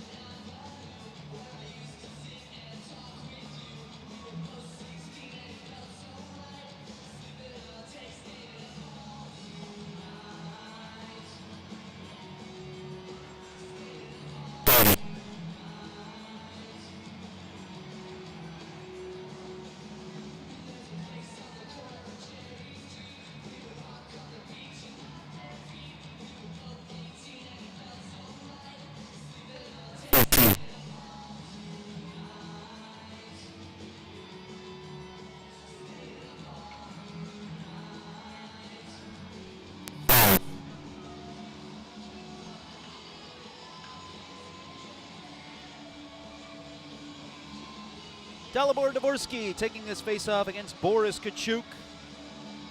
Kachuk, a second-round pick by the Tampa Bay Lightning and already plenty of NHL experience. Dvorsky, a high draft pick by the St. Louis Blues, just starting his pro career here in North America. Penguins secure the puck, float it out, but this top line for Springfield going right back on the attack. Pressuring Nate Klurman is Koskamaki. Thread up to Valtteri Postinen. Kachuk, spinorama pass, goes rink wide for Sam Poulin. Grabbed that right in front of the Penguins bench, pushed it deep. Now it's Postinen, walking out from behind the goal. Had his path blocked off by Tucker, so gave it to Poulin. Shuffled into the slot. Kachuk back to the point. Krau's wrister through traffic and wide. Dan Renouf marches his way into the left side corner, tied up by a pair of T-Birds defenders. Postinen trying to scrape it loose. He did, but then lost control. The T-Birds transition 3-on-1. Krau defending. Koskamaki feeds it in front. Penguins got a stick in the way as Larson covers up the rolling puck. A hook being called against the Penguins, but with Larson able to shut that one down, it may have been perhaps a goal-saving penalty by Dan Renouf, who's being slowly led to the penalty box. And now this power play for Springfield going to go to work again. Dvorsky was just on the ice for that last shift, and it looks like he's going to stay out here for Springfield. Dalibor Dvorsky, the 10th overall selection by St. Louis in 2023. He's still just 19 years old, ladies and gentlemen, and that's not easy to do for young players. And it's not necessarily a talent discrepancy for young players. It's physical, playing against grown men who do this as a career, not a job, but a career. You have to compete against guys like that night after night when you're still a teenager. But Dvorsky's thriving. 10 goals to lead the T-Birds, second most among rookies, trailing only Frank Nazar, who just got called up to the Chicago Blackhawks. Penguins do a great job there in that board battle along the wall. And as soon as that puck popped loose, they punched it a ticket for 200 feet down the ice. Dvorsky up through center, passes to Luff, left at the point for Johannesson. Back to Dalibor Dvorsky from Zloven, Slovakia. Silvergard with a slap shot and a shaft save made by Larson. That draws oohs and ahs from the crowd. Larson getting that with the top of his goaltender's paddle before it ricochets out of play. 1:12 still left in the Price Chopper Market 32 penalty kill for the Penguins. Third PK of the game. They were 2 for 2 in the first period. Renouf in the box for hooking as we get another look at that Larson save. Silvergard just cranking that one towards the top corner. Puck won back by the Penguins. Beliveau getting some space on the forecheck. Hay bails it out, where Johannesson will go backwards here into his own end. Wants to attack with speed. Slows up, snaps it back to Pekka. He's fleet of foot. Former Quinnipiac Bobcat brings it onside. Silvergard, pass to Johannesson, stolen away by Sam Poulin. Creates a shorthanded rush with McCrory. Poulin, wrist shot, stopped by Jarenko. Hangs on with 42 seconds left in this Springfield power play. Sam Poulin already with one shorthanded goal this season. Penguins have 3 on the year. 1 by Poulin, 2 by Vasily Ponomarev, which came in the same game for Ponomarev, part of a hat-trick performance a week ago tonight against the Hartford Wolfpack. And Ponomarev mentioning in the week of practice leading up to this week's contest that ended up being pretty special to him, not just because it was his first career hat trick, but because it came on his father's birthday. So he was pretty amped up about that, much more amped up than he was about getting kicked out of this face-off. Springfield wins it. Ponomarev tries to toil that one away from Bushinger, but protected by the Springfield D-man. McGing can't sidestep Antonovsky. Ponomarev, however, can't stick a fork in the puck. Allows Koskamaki to let it fly. Big bounce off the end boards after he missed the 4x6. 22 seconds left in the Springfield power play with Bushinger quarterbacking things over to Koskamaki. Alek Koskamaki surfs off the left wall. Shot, save, rebound. McGing denied by Larson, then pushed in by Springfield. Lee doesn't like it, but the initial signal was a good goal, and we've got a scrum following Springfield's power play tally.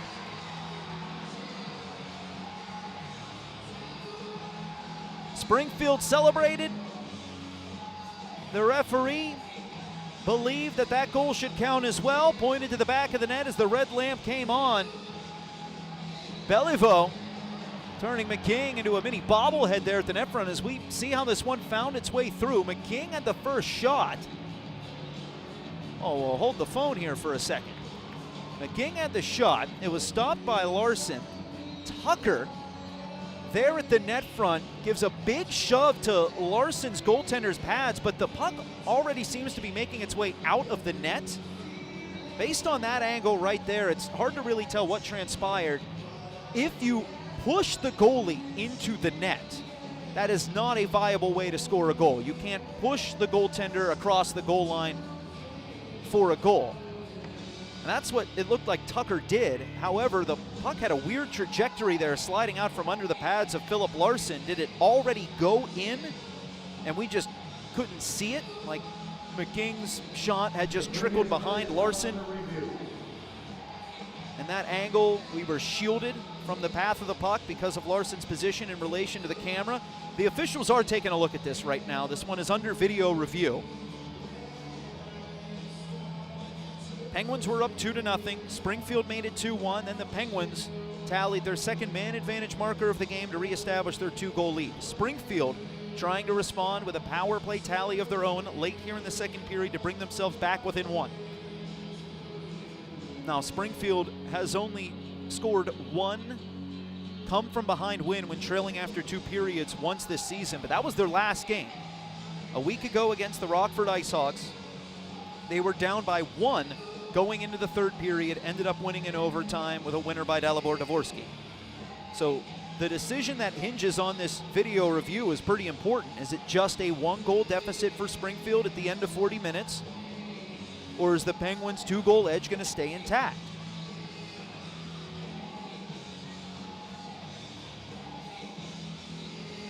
Penguins have allowed 1 power play goal in 4 straight games. Could be 5 if the initial call stands. And once again, what the referees are looking at here is to make sure the puck wasn't safe underneath Larson, and then when he was pushed into the goal, that's how the puck crossed the goal line. The initial look that we had wasn't particularly telling. It was enough to raise an eyebrow.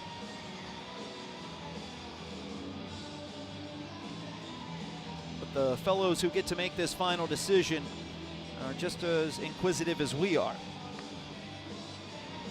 And they're taking a good long look at this one.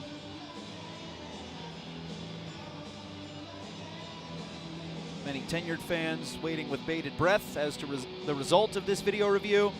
Younger fans, they just want to dance. He's rocking out. Young Foo Fighters fan right there. You can bring out the family to a Penguins game. We still have tons of home games left here this season. Call 570-208-7367. That's 570-208-7367. Scan that QR code at the bottom of your screen, or you can just save that number in your phone. I know you got a computer in your pocket. You don't have to make that call now, but you can make that call sometime tomorrow, the day after, next week. Don't wait too long, though. There's good people at the Penguins front office that will ensure you get the best seats possible for whatever Penguins home game you decide to come on out and cheer on this club for. 570-208-7367.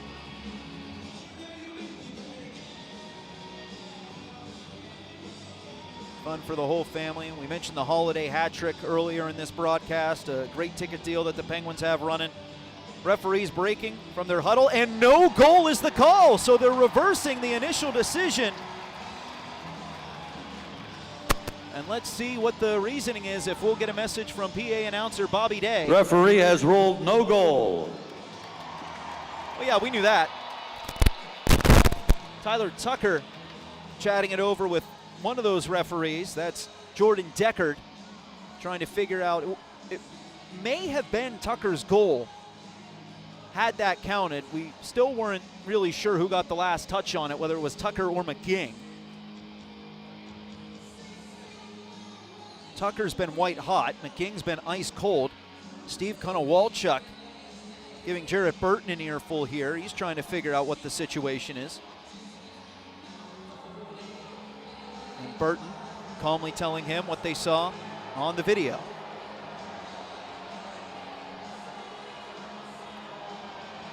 So Konowalchuk trying to get his message through to the men in the orange armbands, but the fact of the matter is that goal taken off the board. It is still a 3-1 lead for Wilkes-Barre Scranton.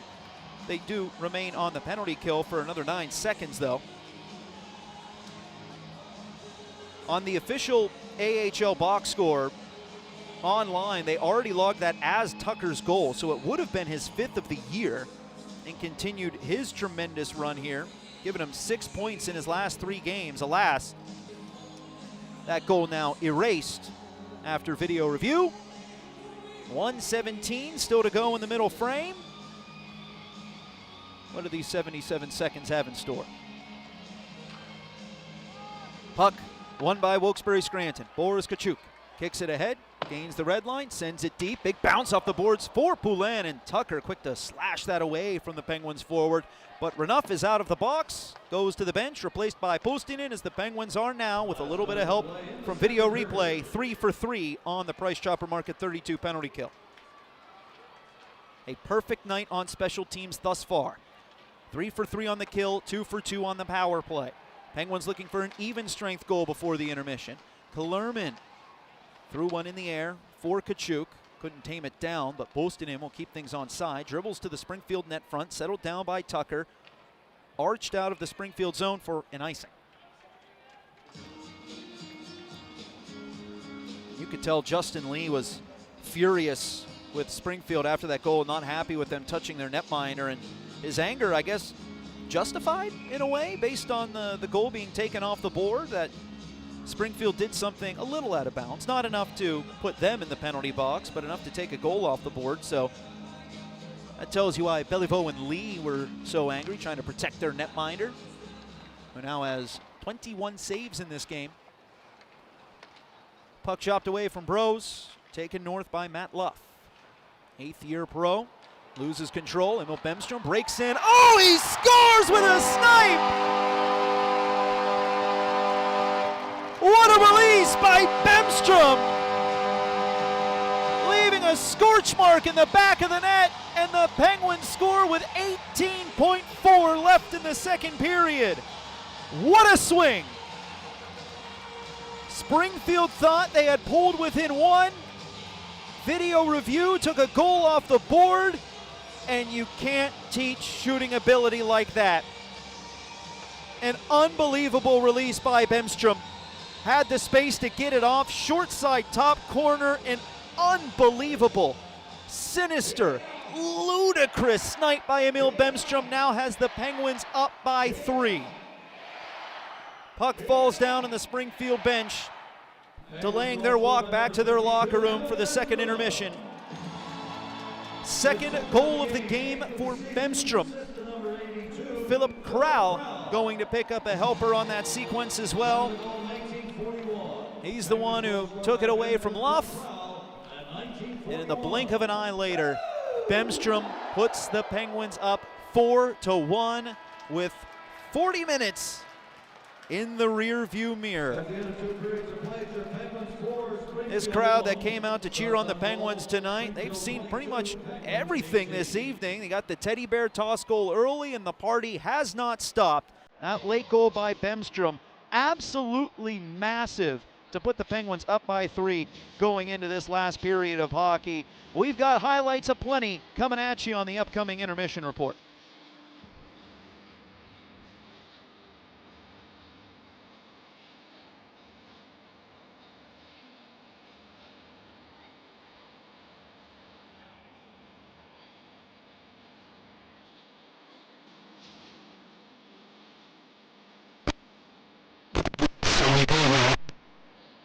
Yes, we should have this timed up rather well. We'll see, but we should be in good shape.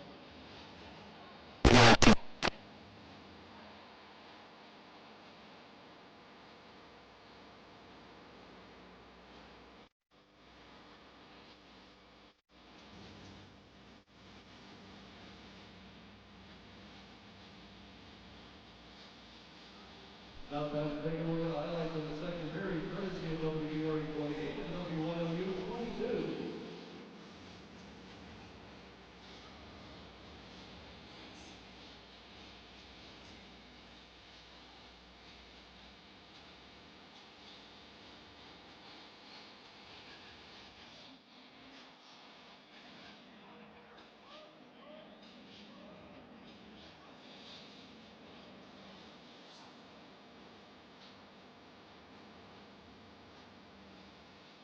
And I will try to carve out time to send you that goal as well, George. It was the second goal.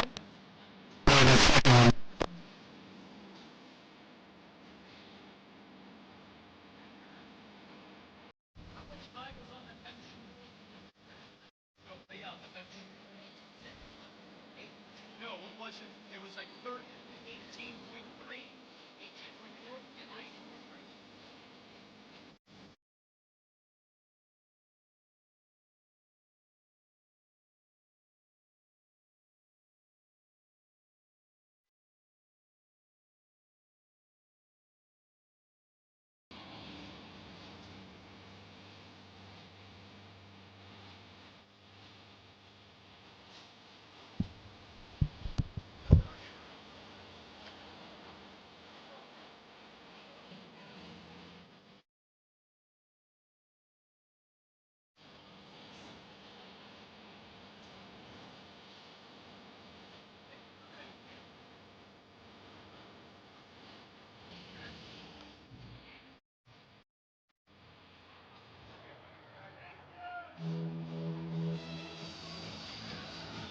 We'd like to wish the following fans a very happy birthday. Elizabeth Ravdak. Happy birthday, Haley Nikorsky. Happy 5th birthday, Olin Strasburger. Happy 10th birthday, Carson, with mom and dad and mother. Happy birthday, Mark Fisher. Happy birthday, Fred McElwee. Happy birthday, Wayne Collins. Happy birthday, Lisa Remuff from Dan. Happy birthday, Carly Lazarovich. Happy 21st birthday, TJ Sharaska. And congratulations, Eric Lassard. To see your birthday wish on the big screen, stop by the Thunderbirds fan assistant booth for the first intermission of every home game.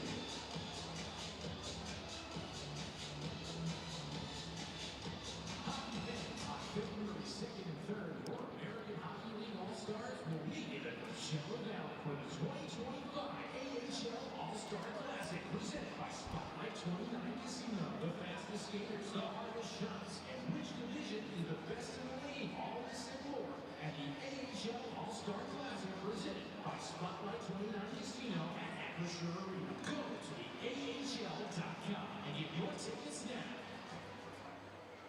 Hey, hockey fans, and welcome back to your Intermission report.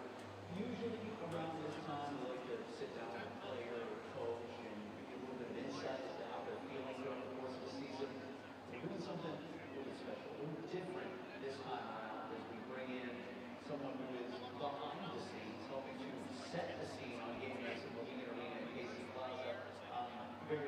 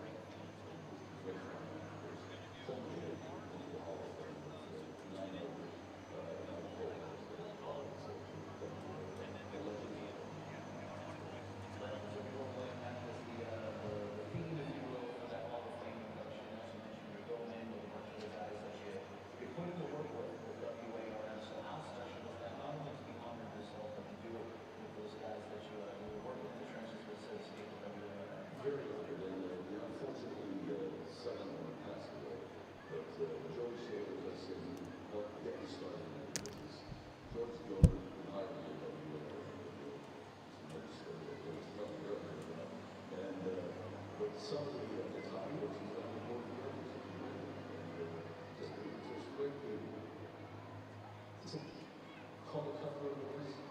No, not these guys. They were there to help you, work with you, have fun with you, and we just had to help you. Well, I know people have been enjoying hearing your voice for all these years, like being in a case of Plaza. How did you end up getting involved with the band? Okay, well, I started from PA for the local professional basketball team, the Wilkes-Barre back in 1963 when I was a senior in high school. Okay.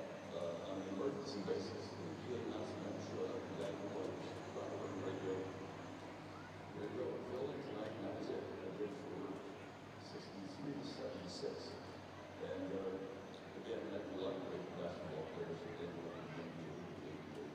But that's how that started. And, of course, the Avengers, they came into town. I was still working with WAF and watched Fred Long. And it was getting in charge for the arena. And I said, hey, Kev, I said, well, I'm from PA was considered for the acquisition of Avengers. And he said, well, you want to go to Pop and Chuck Barrett. So I went to Pop and Chuck Barrett. Here we are, 26 seasons later, and you're still the voice that people hear when they walk in the arena after every goal, your TV timeout, things like that. How many games have you been unable to make it to throughout these 26 seasons? Five.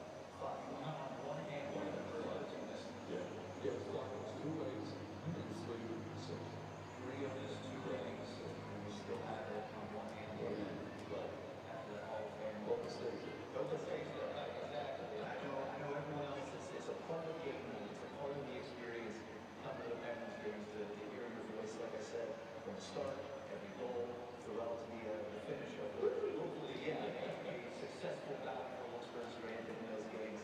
I asked you about some of the memories you have from WARM. Is there anything that sticks out from your time with the Penguins? Because you kind of have a bird's eye view over everything that's going on. Yeah, I got some great game finishes. Yeah. You know, the 2 numbers that mentioned a lot of great finishes. 2 fights, goal fights rather. Not 2 fights. Yeah, goal fights. a lot more than just 2 fights. Yeah, it was Andy Kyoto and no, it was Andy Kyoto and Nick Mackey was the second one. They actually picked it up. The first one, the 2 over to me was Sebastian Braun and Neil Little. Okay. For the hockey match. So Not a first rap. and I love that name, Andy Kyoto. I was like, look at the movie. So, yeah, it was, I enjoyed that. And of course, that was fun. My favorite is one of the nicest guys I've ever met.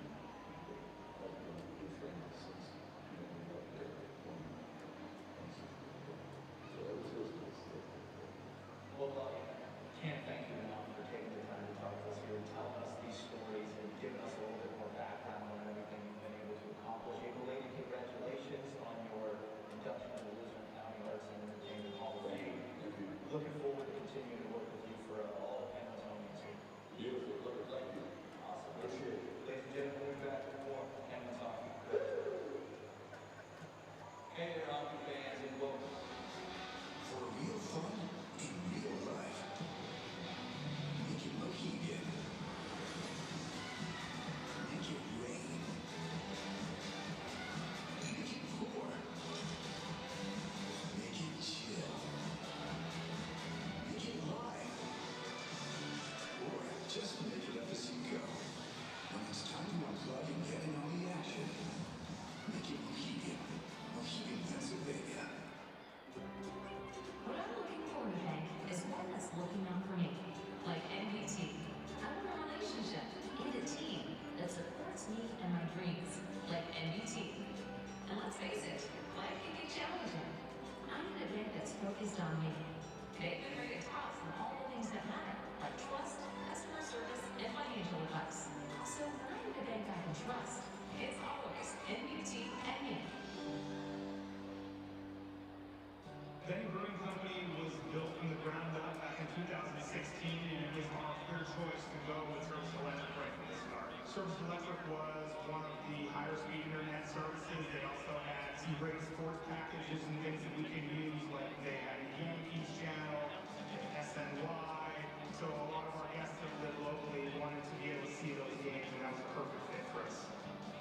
Service Electric, your business connection. From the very beginning, we're all about being connected. And year after year, through every stage of life, that need grows even stronger. Which is why Intellidated never stops improving our advanced fiber network. We connect the things that matter most. Businesses, schools, healthcare, governments, and of course, the people who make our community strong. This is technology with a purpose. Stay connected with Intellidated.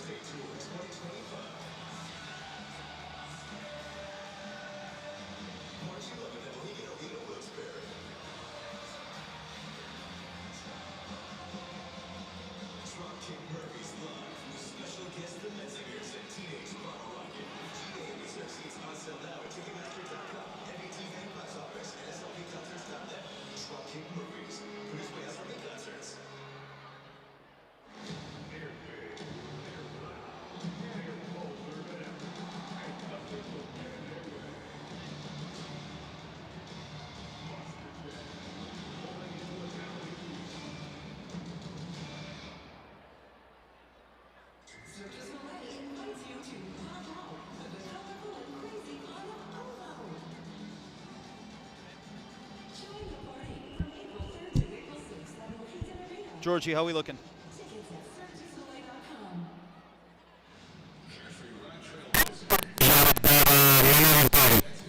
Ooh, okay.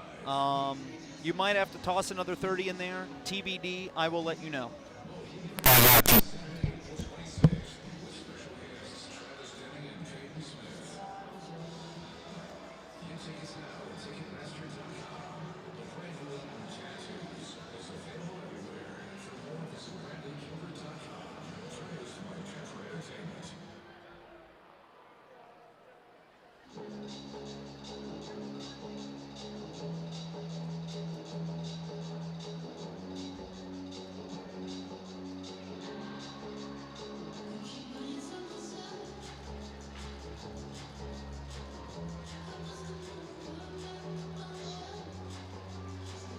And with that, please welcome back to the ice, your Wilkes-Barre Scranton Penguins.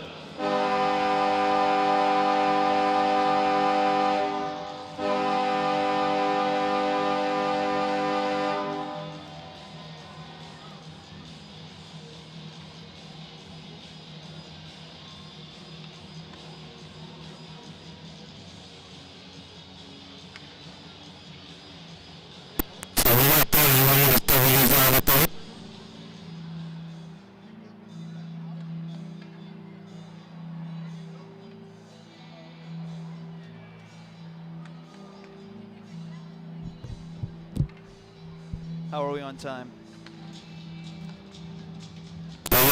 How are we on time? 3 seconds. Okay.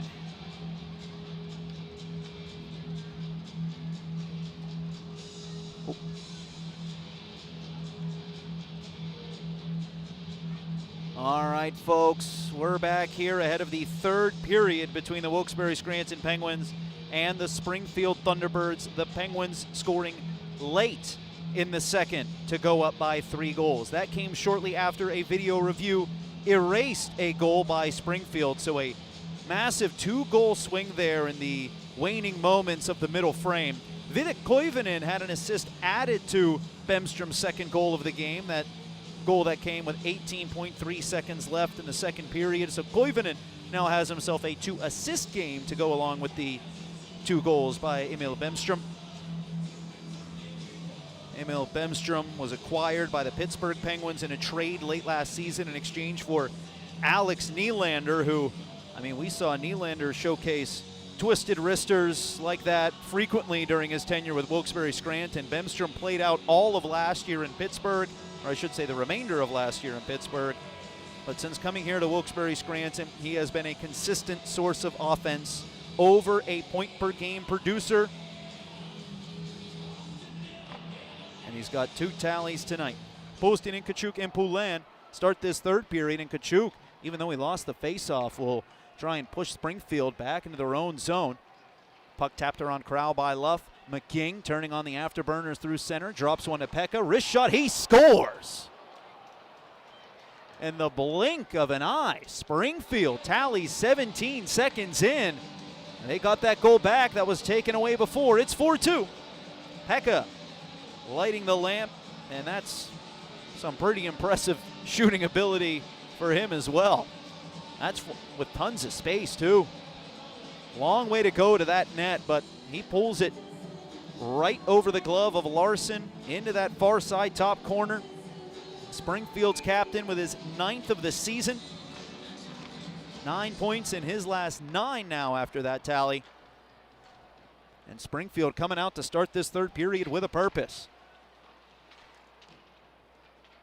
No wasted moments for a visiting team that came into this period trying to come back from 3 down. Largest deficit Springfield's erased when down going into the third period is 1. So it's a pretty deep hole that they find themselves in, but early scoring will help their cause. Once again, just 17 seconds in. McGing and Schuneman given the assists. Ponomarev, McCrory, and Koppanen rolling up their sleeves on the forecheck right now. Ponomarev tried to tuck it over to McCrory. Broken up by Tucker. Jumping up from the point was Tristan Brose, who was standing back there for a defender while they were making a change. Brose timed things up well to keep the offense alive for the Pens. Ponomarev circumnavigates out from behind the net, throws it backdoor for Brose. Pad save made by Jurenko as he's able to keep that right leg pad tight to the post, low along the ice. Brose had a couple of chances to push that one through, and Jurenko just would not let it happen. Prompts Laferriere just to toss this one down to the right side corner of the Penguin zone. Reversed by Lee, caught up to by Laferriere, but got tied up by Bemstrom, who wouldn't quit in his efforts to slow down the Springfield forward. Lee breaking it ahead to Tristan Brose. Across the neutral zone, found in stride by Ville Koivunen. 2 assists in this game. Waits for new players to join the fray off the bench. Gruden almost with a stick lift in there on the T-Birds, but Springfield will walk it out of their zone. Sent deep by Dylan Peterson. Beliveau with Peterson in his back pocket. He'll shake himself free. Lobs one up for Boko Imama. Imama, former Belleville Senator, looking for a snipe of his own, but missed the net. Andonovski keeps that puck tied up at the left side hash marks. Callan and Skinner trying to drag it free for Springfield. Imama milling forward as well. Imama pulls it loose, wraps it around the boards, left to right. Hollowell jumps up as Springfield will tap it backwards twice behind their net. Skinner has an open man in Peterson, has a lane to center ice. Gruden then cuts him off. Tried to send it deep to the stick of Schuneman, and his break-in pass once again thwarted by Jonathan Gruden. Andonovski floats one into the offensive zone. Poulin tried to knock a skipping puck out of the air. Skinner subdues that opportunity. Callan attempts to kick one from his skate to his stick. Instead, it's gathered by Peterson. Eats a shoulder from Poulin after sending it cross corner into Penguins territory. Klerman will leave it for Boris Kachuk. Poulin finds it at center. Now it's Klerman walking across the red line and sending it deep. 3.5 minutes played so far here in this third period. Clock the enemy of Springfield, not Wilkes-Barre Scranton. So the Penguins with these strong forechecks just killing time here. Boris Kachuk sends it back to Dan Renouf. Pushed up to Klerman.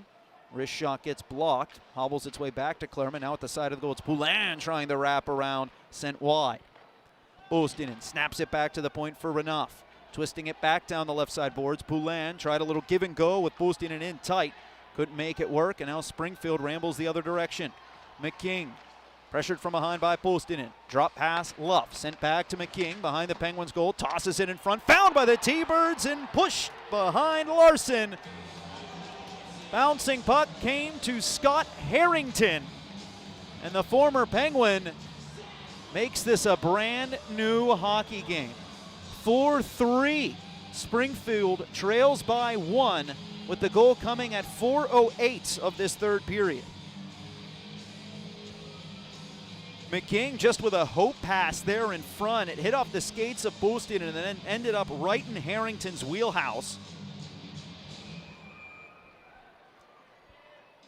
And now things suddenly tense here in Northeast Pennsylvania. Wilkes-Barre Scranton had a three-goal lead to start this third period. That has evaporated almost instantly as a pair of early goals here scored by Springfield have brought them within striking distance of the Pens, and they're not slowing down. Here's Silvergard. Started the scoring for Springfield. Sent one back to Harrington, played wide of the net. Beliveau chipped up to McRourty. He'll just levy this one out. Ponomarev tried to chip it deep. Instead, it went off the face of one of the T-Birds. With play stalled at the blue line, they'll blow the play dead so that they can check on that T-Birds blue liner. That's Leo Loof. Remember, Springfield dressing 11 forward, 7 defensemen tonight. So was Loof hunched over, up under his own power, but seems to be heading back to the T-Birds dressing room. They still have 6 defensemen at their disposal.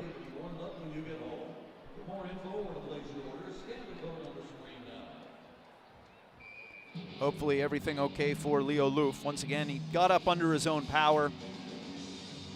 Didn't seem to be leaking crimson fluid on his way back to the bench, but still will be checked out by the T-Birds training staff. Hollowell to Bemstrom, uncorks a low shot that missed the net. Well, if anyone's going to tilt things back in the Penguins' favor, it might be the guy who scored 2 wicked goals tonight. Bemstrom is going to have to play some defense. Bitten plays it over to Dickinson, 4th round pick in 2020. Dickinson loses out. Ville Koivunen forces one ahead to Emil Bemstrom. Sky hooked to the far blue line. Bros ties up his man. Bemstrom almost able to race up to it, but instead it's plucked away by Springfield. Sam Bitten now will dump in chase against Mac Hollowell. Hollowell tied up by Bitten, so he'll kick that puck up to Philip Crow. Bemstrom attempted a back pass, intercepted by Dickinson. Played back behind the Penguins' goal as Springfield puts out new forwards. Koskamaki joins Callan and Peterson. Hollowell to Andonovski, gaining speed, blue line to blue line. Tried to dip it to the right, slowed down by Tucker. Andonovski continues to chase down that puck. Thrown over to Renouf, took a hard shoulder from Peterson, Springfield's penalty minutes leader this season. Renouf now backpedaling towards the Penguins zone as Gruden connects with Koskamaki at center. Open ice hit. That's going to be a penalty against Wilkes-Barre Scranton. Callan searching for some retribution. Standing in front of him was both Renouf and Imama is now Gruden. Perplexed as he's going to go to the penalty box here. 6 minutes into the third period. Gruden catching an unsuspecting Alexander Koskamaki. Thought he was going to have an easy path into the Penguin zone. Gruden charged up from behind him in open ice and laid him out. Both referees extending their arms skyward for that one, so it's not like one referee called it, the other one was going to let it go. 2 minutes to Gruden. And the Penguins now facing their 4th Price Chopper Market 32 penalty kill of the game. with Springfield having the opportunity to tie things up. The tenor of this game changing in a flash. Short-handed Sam Poulin will push this down to the Springfield zone. He's going to be chased behind the T-Birds net. Passes back in front. Was looking for Koponen. Puck chipped into the air by Luff and now seized by Springfield. Pekka over to Luff. Right circle. Shot rang off the post. Enough with a chance to get it out for the Pens, and he will after that close call with Luff hitting the post. Call on Gruden was interference.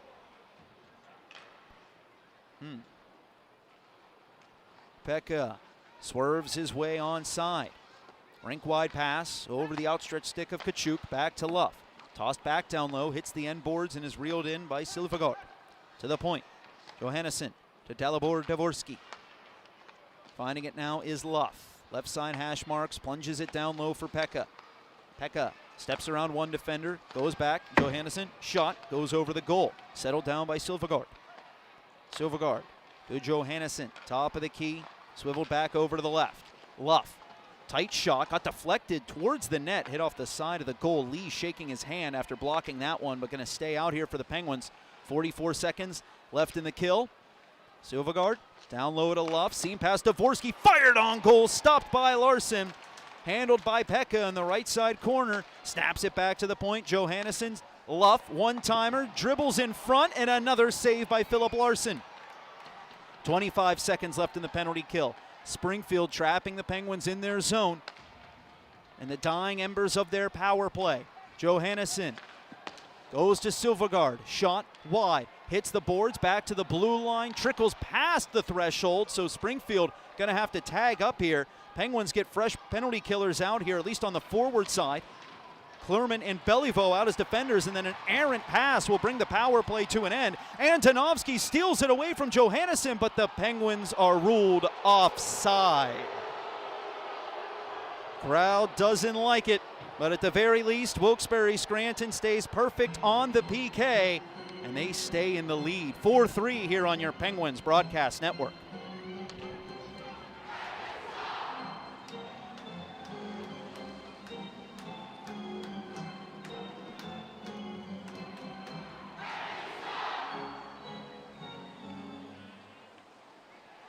And please welcome to the ice the Wilkes-Barre Scranton Penguins ice crew. Join the Penguins Kids Club presented by Dick's House of Sport today for your chance to be the Kids Club member of the game. Visit the Kids Club inside section 101 for more information. Tonight's winner is Maya Tremblay. Pick up your prize at the Service First and Assistant booth. Now let's join Rachel with tonight's Penguins hat first goal predictor winner. That's right. She's a fortune teller, Renee. She used the Penguins app to lock in her guest record recording with the first goal of the night. My question to you, Renee, did you know he was going to do it in like under 2 minutes? We're happy he did. Yay! So happy he did. Now, can you give me a second? Let's go, Ben. We love it. That's applause for Renee. And then you're going home with a t-shirt. Let's go. Pets, make sure you download the Penguins app for next time.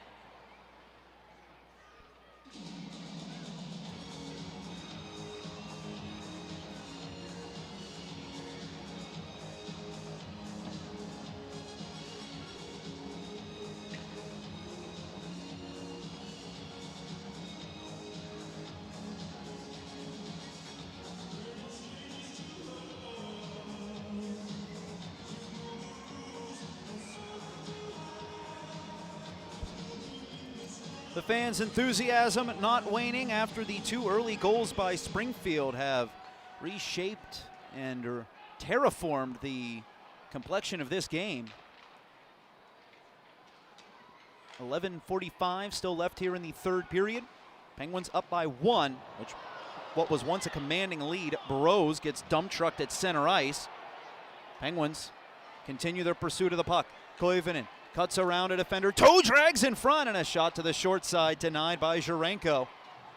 Meanwhile, Bitten ends up sliding into his own goaltender. Steps off of Jurenko as Burrows, Bemstrom, and Koivunen get a puck to Bemstrom, the hot hand in the slot. He gets hogtied, hauled down. The trailing referee will make the hooking call that puts the Penguins on the power play and a chance to turn things around in their favor once more. Once again, the Penguins special teams have been perfect tonight. What I mean by that, 4 for 4 on the penalty kill, 2 for 2 on the power play. Is that a sustainable run of special team success?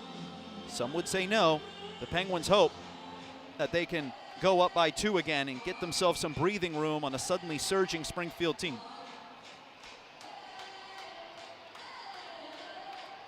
Poulin, Kachuk, Bemstrom, Hollowell, and Koivunen. Bemstrom with 2 goals in the game. Koivunen with a pair of assists. Face-off secured by the Pens. Bemstrom back and forth with Koivunen. Now Hollowell to Bemstrom. Wanted the one-timer. Instead, he settles down the puck. Emil Bemstrom from Stockholm, Sweden. Juggles one down to Sam Poulin. Sent back into the slot. Stolen by Springfield. Now a shorthanded rush for the T-Birds. Pekka controls, slows up, passes, and Larson creeps across his crease for the save. Bemstrom tries a long pass to Sam Poulin. He gets decked by Koskamaki, but never lost the puck, did Sam Poulin, so he steps back up to his feet, leaves it to Mac Hollowell. Kachuk to Koivunen. To Poulin, now back at the blue line, Mac Hollowell. Penguins try to establish themselves here on this IBEW Nika power play. Bemstrom, Hollowell, shot, tipped over the goal, bounces back in front. Trawled in by Bemstrom, calmly played to Hollowell at the point. Bemstrom, seam pass, Koivunen, wrister, blocked by Schuneman. Kachuk bumps it back to Koivunen, lost it in his feet, took a big hit along the boards, but Koivunen stayed in the fight to get it to Kachuk. Pass backdoor looking for Bemstrom, a sliding T-Bird got in the way. Penguins grab it once more. Hollowell to Bemstrom, left side dot, shot down low, pad save Jarenko. Koivunen at the right dot, saucer to Hollowell, back to Bemstrom, fires and stopped by Jarenko.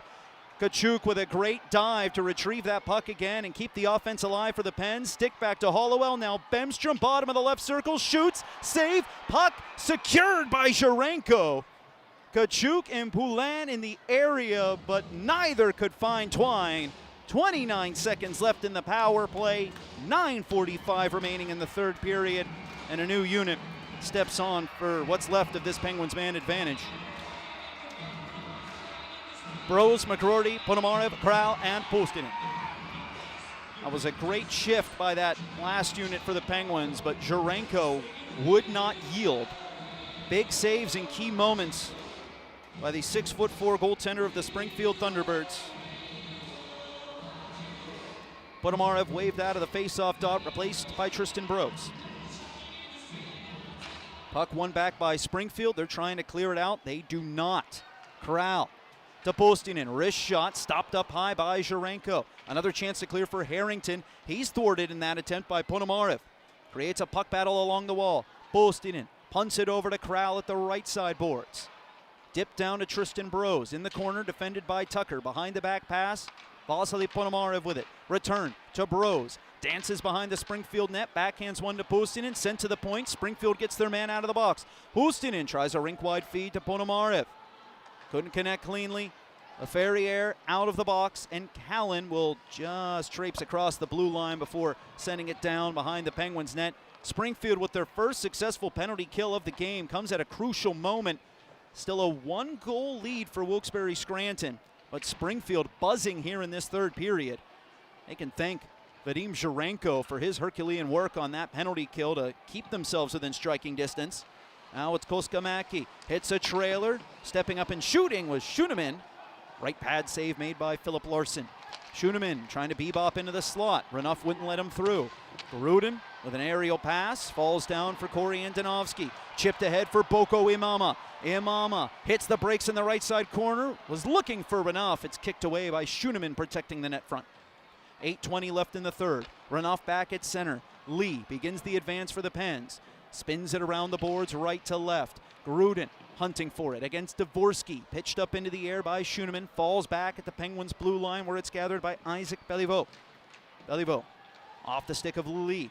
Loof, who's back after going to the locker room moments ago. He gets checked off the puck at the right side boards, but Springfield has the necessary puck support to keep it away from the Penguins. Now it's McGing showcasing his speed again. Posting and tried to keep up with him. Falls over. Pekka one-timer missed the net.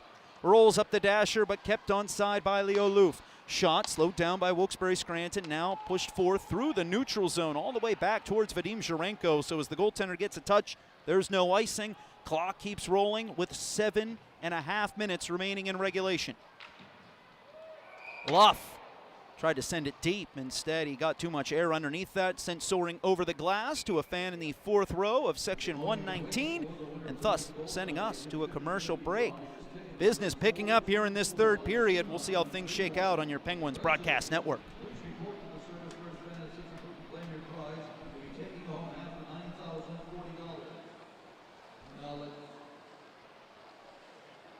Time for the AHL out-of-town scoreboard.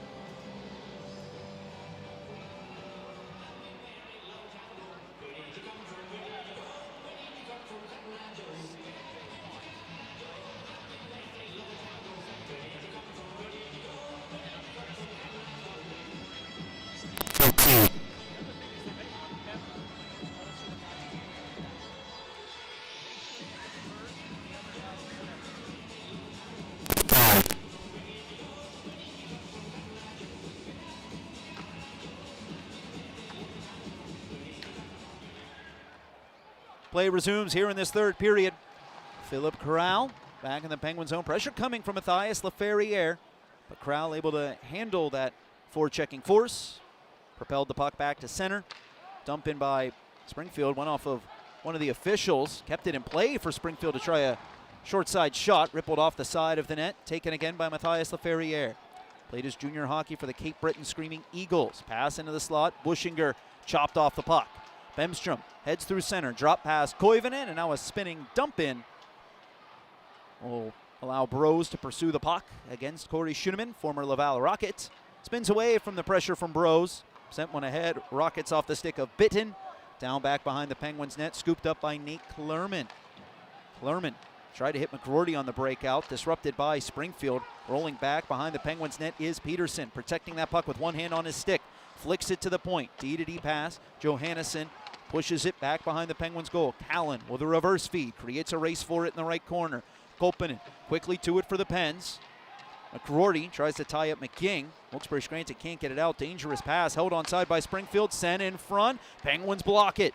Renouf got in the way. Springfield snatches that loose puck again. Peterson defended by Joona Koppanen. Has to send it to the point. Callan across to Tucker. His shot bravely blocked by Rutger McGroarty. Koppanen with a chance to get it out for the Pens. Up to Ponomarev. Gets underneath it. Airs it out. And enough backspin on it that it won't be icing here. Under 6 minutes to go in regulation now. Penguins under duress after a 2-goal 3rd period here by Springfield has brought them within 1 of Wilkes-Barre Scranton. And right now, that goal by Emil Bemstrom with 18.3 left in the middle frame stands as the difference. Silvagar sent deep. Koskamaki checked by a pair of Pens, but sent it to the point safely. Harrington shot wide, big kick off the end boards, and Larson has to get across for a shoulder save at his right post. Roaring up ice is Corey Antonovsky. Darts it down the right wing wall. Harrington pressured by Gruden. Imama back there as well. Poked loose by Springfield. Leo Loof sends a roller up to Silvergard. Continues to churn his legs and plops it down back in the Pens end. Corral swerves away from Silvergard with his head up. Looking for breakout options. Goes between the legs of Boris Kachuk. Kachuk may have thought someone else was going to be on the other end of that pass. Doesn't matter. Still wasn't icing against the Penguins. So the clock continues to wind down here for Springfield. Luff couldn't connect the pass. Penguins send it back to the Springfield blue line. Sam Poulin misplayed it, then reeled it back in to pitchfork it deep. 4.5 to go. Penguins making quick changes here to try and stay fresh as they protect this 1-goal lead. Pekka skirts down the left wing, plays it over to the right. Sam Poulin beat Bushinger to that puck and poked it back to neutral ice. Posted in Kachuk and Bemstrom defending for the moment. Aerial feed down to the Penguin zone. McKing going to get there first. Peterson takes a pass from below the goal line from Hugh McKing, rubbed out by Klurman, and then Peterson loses control of that puck to Dan Renouf. Takes that precious cargo across the red line, fired down deep into T-Birds territory. Koivunen, bodied up by Springfield's defense. Beliveau pinches up from the blue line, sends it back down low for Koivunen, tried to backhand it in front, missed the puck. Launched out by Springfield, delayed icing here coming up against the T-Birds, but once again that puck does not have the necessary momentum to go across the goal line, so the clock continues to move. 3.5 to go in regulation. Bros to Koivunen. Hits the brakes, try to pass to the point, whiffed on it. Springfield tried to escape with speed, but they ran into Justin Lee. Beliveau puts it down to the T-Bird zone again. Koivunen, long shift here. Eats a hit along the wall from Tucker. Puck not jarred free. Koivunen using what's left in his tank to protect that puck down in the corner. Kolpanen going to do the same. Presses the puck up against the wall. Johannesson trying to scrape it free, but Kolpanen will not budge. That big 6'5" body finally moved off the puck. Silvergard for the Ferrier. Winds around McCrory. Backhands it deep. Dan Renouf tries to get away from Silvergard. Kolpanen in a good place to support Renouf, and now McCrory throws it down back behind the Springfield goal. 2:40 left to go in this third period. Kolpanen will jam things up against Silvergard. Snaps one in the direction of Ponomarev, unable to be reeled in by the Penguins rushing forward. Cleared to center by Springfield, but once again, they need the puck. They can't just be clearing it out. That works in the Penguins' favor as Wilkes-Barre Scranton will once again throw this one down to the Springfield zone. Blind pass by Schoenemann ends up working out for the T-Birds. 3-on-2. They creep into the Penguin zone. Koskamaki has it bladed away from him as Poulin touches the puck. The play stops. Slashing going to be called against Wilkes-Barre Scranton. The boos raining down. The Penguins' penalty kill will have to come onto the ice for the 5th time in this game, and none of their previous penalty kills will have been as important as the one that arrives after this break on your Penguins broadcast network.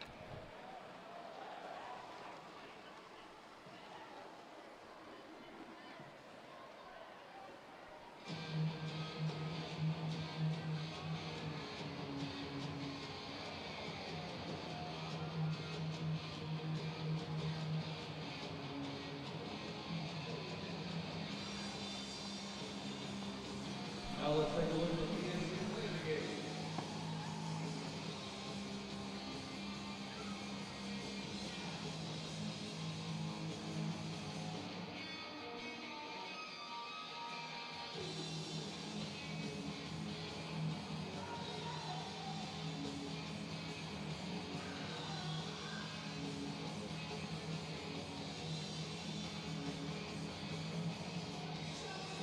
Tonight's Bravo Pizza pregame partner of the game is Lane Jordan's. On your chance to win, get the Bravo Pizza win ready Saturday night hockey for pregame party including drink special and prizes. This one starts at 3 p.m. and goes until gates open.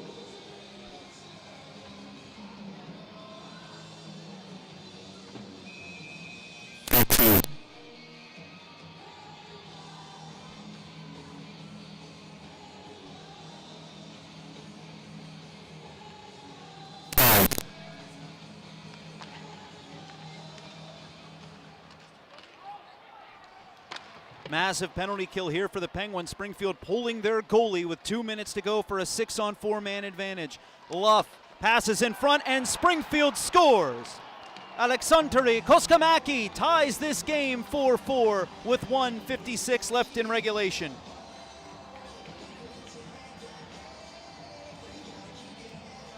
The 5th power play of the game allows Springfield to find pay dirt. Unsuccessful on their previous 4 man advantages. They get one late in the game with Beliveau sent to the box for a slash. They pull the goalie for the extra attacker. And that 6-on-4 advantage pays off.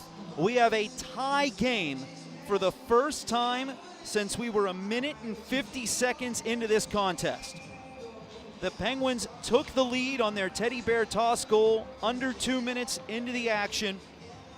They've stayed ahead ever since, and now the Penguins appear to be going to the box again. Tripping called against Koivunen. And Springfield can now take the lead for the first time tonight. Assistant number 39, Matt Love. Time of the goal, 18:04. Springfield's Koskemaki from Love at 18:04. What a turn of events. The Penguins were up 4-1 at the start of this period. Springfield scored 17 seconds in and 4 minutes into the third to pull within one. That last goal tied things up, and suddenly Springfield has a lead in their sights. A regulation lead at that. Penguins can't get it out on the first effort, but Dvorsky has his pocket picked by Gruden. Shorthanded with Koponen, shot, glove save, Zherenko, rebound sent back in front, but it hits off the side of the goal and safely collected by Matthew Pekka. Oh, what a learning moment that would have been for the 19-year-old rookie Dvorsky. Had the Penguins managed to make him pay with that shorthanded rush. Klerman sends one up around the boards and out. 1:20 left to go in regulation. There's an 8-second difference between the game clock and the penalty clock. Pekka up to Luff, who assisted on that Koskemaki tying goal. Bounces off the shin guards of Klerman. Luff will now send it back all the way over to the left side point.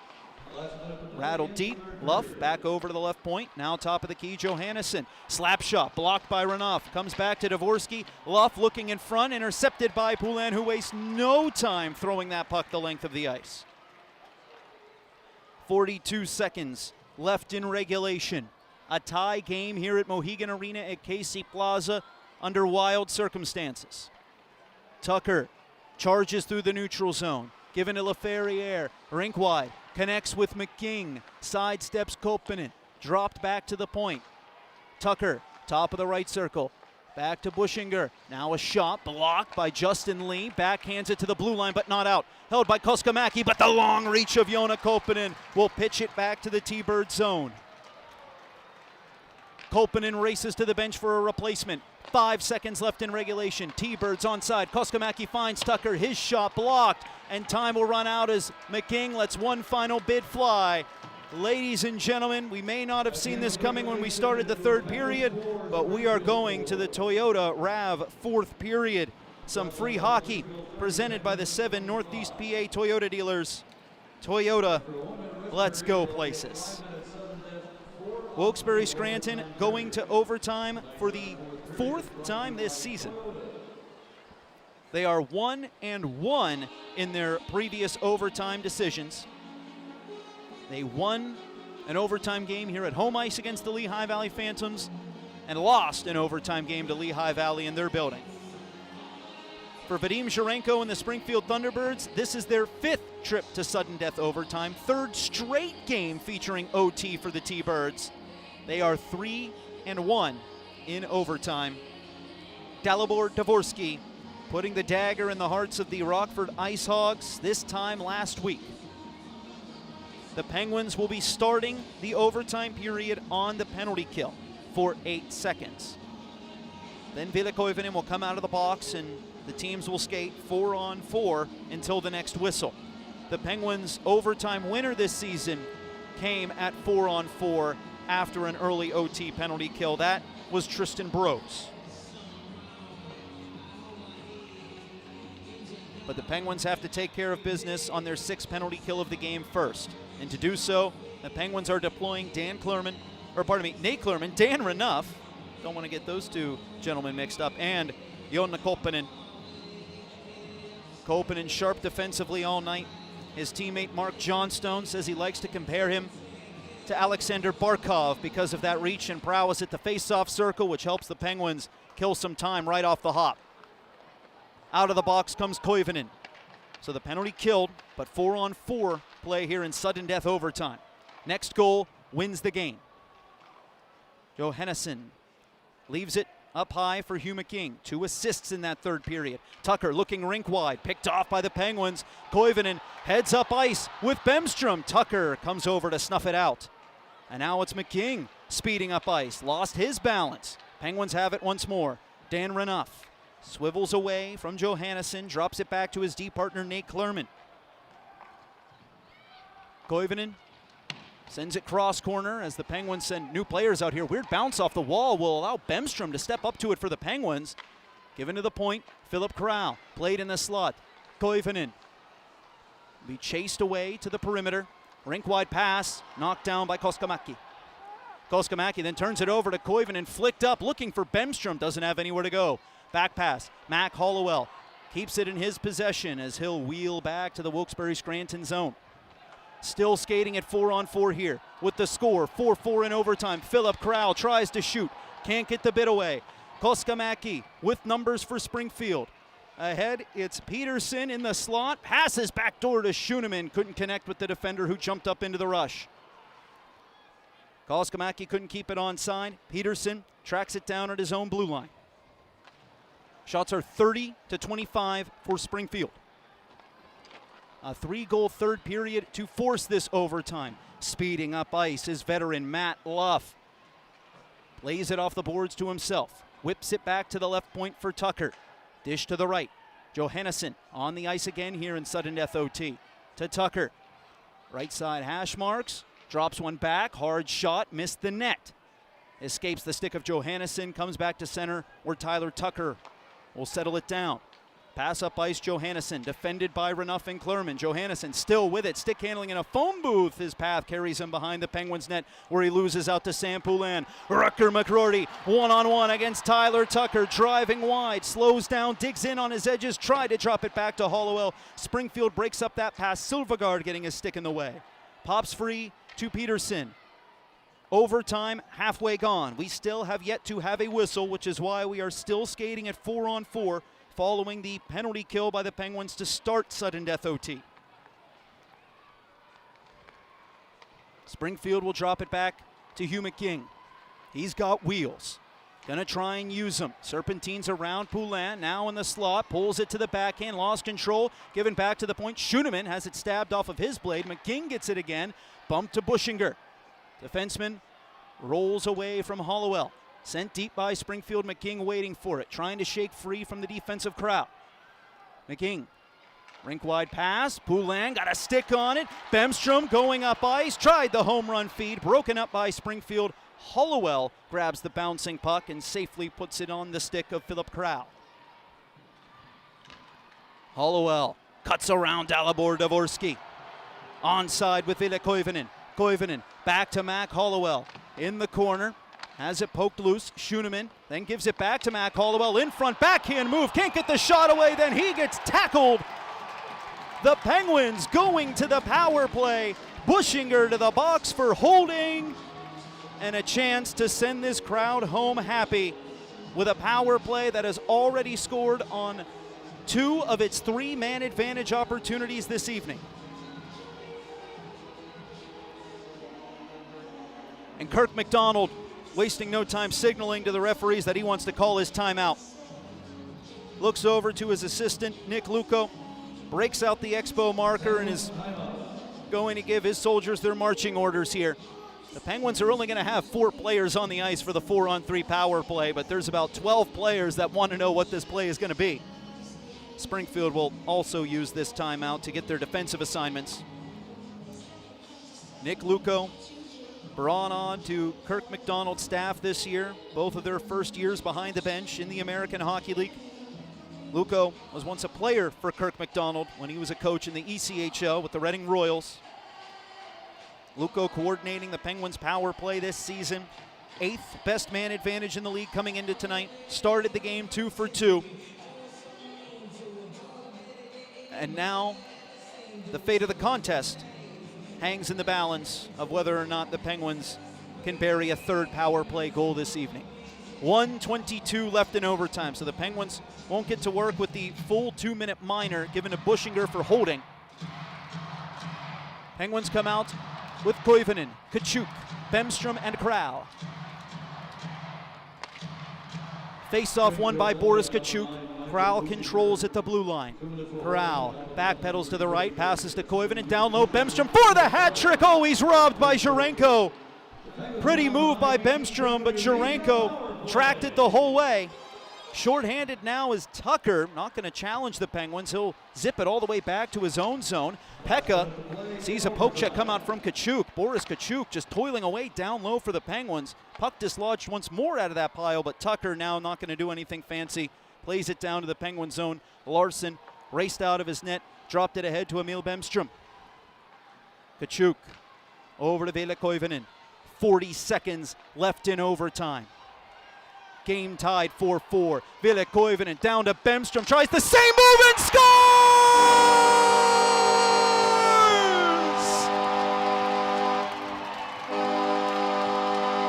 The power play, as lethal as it gets. Penguins win 5-4.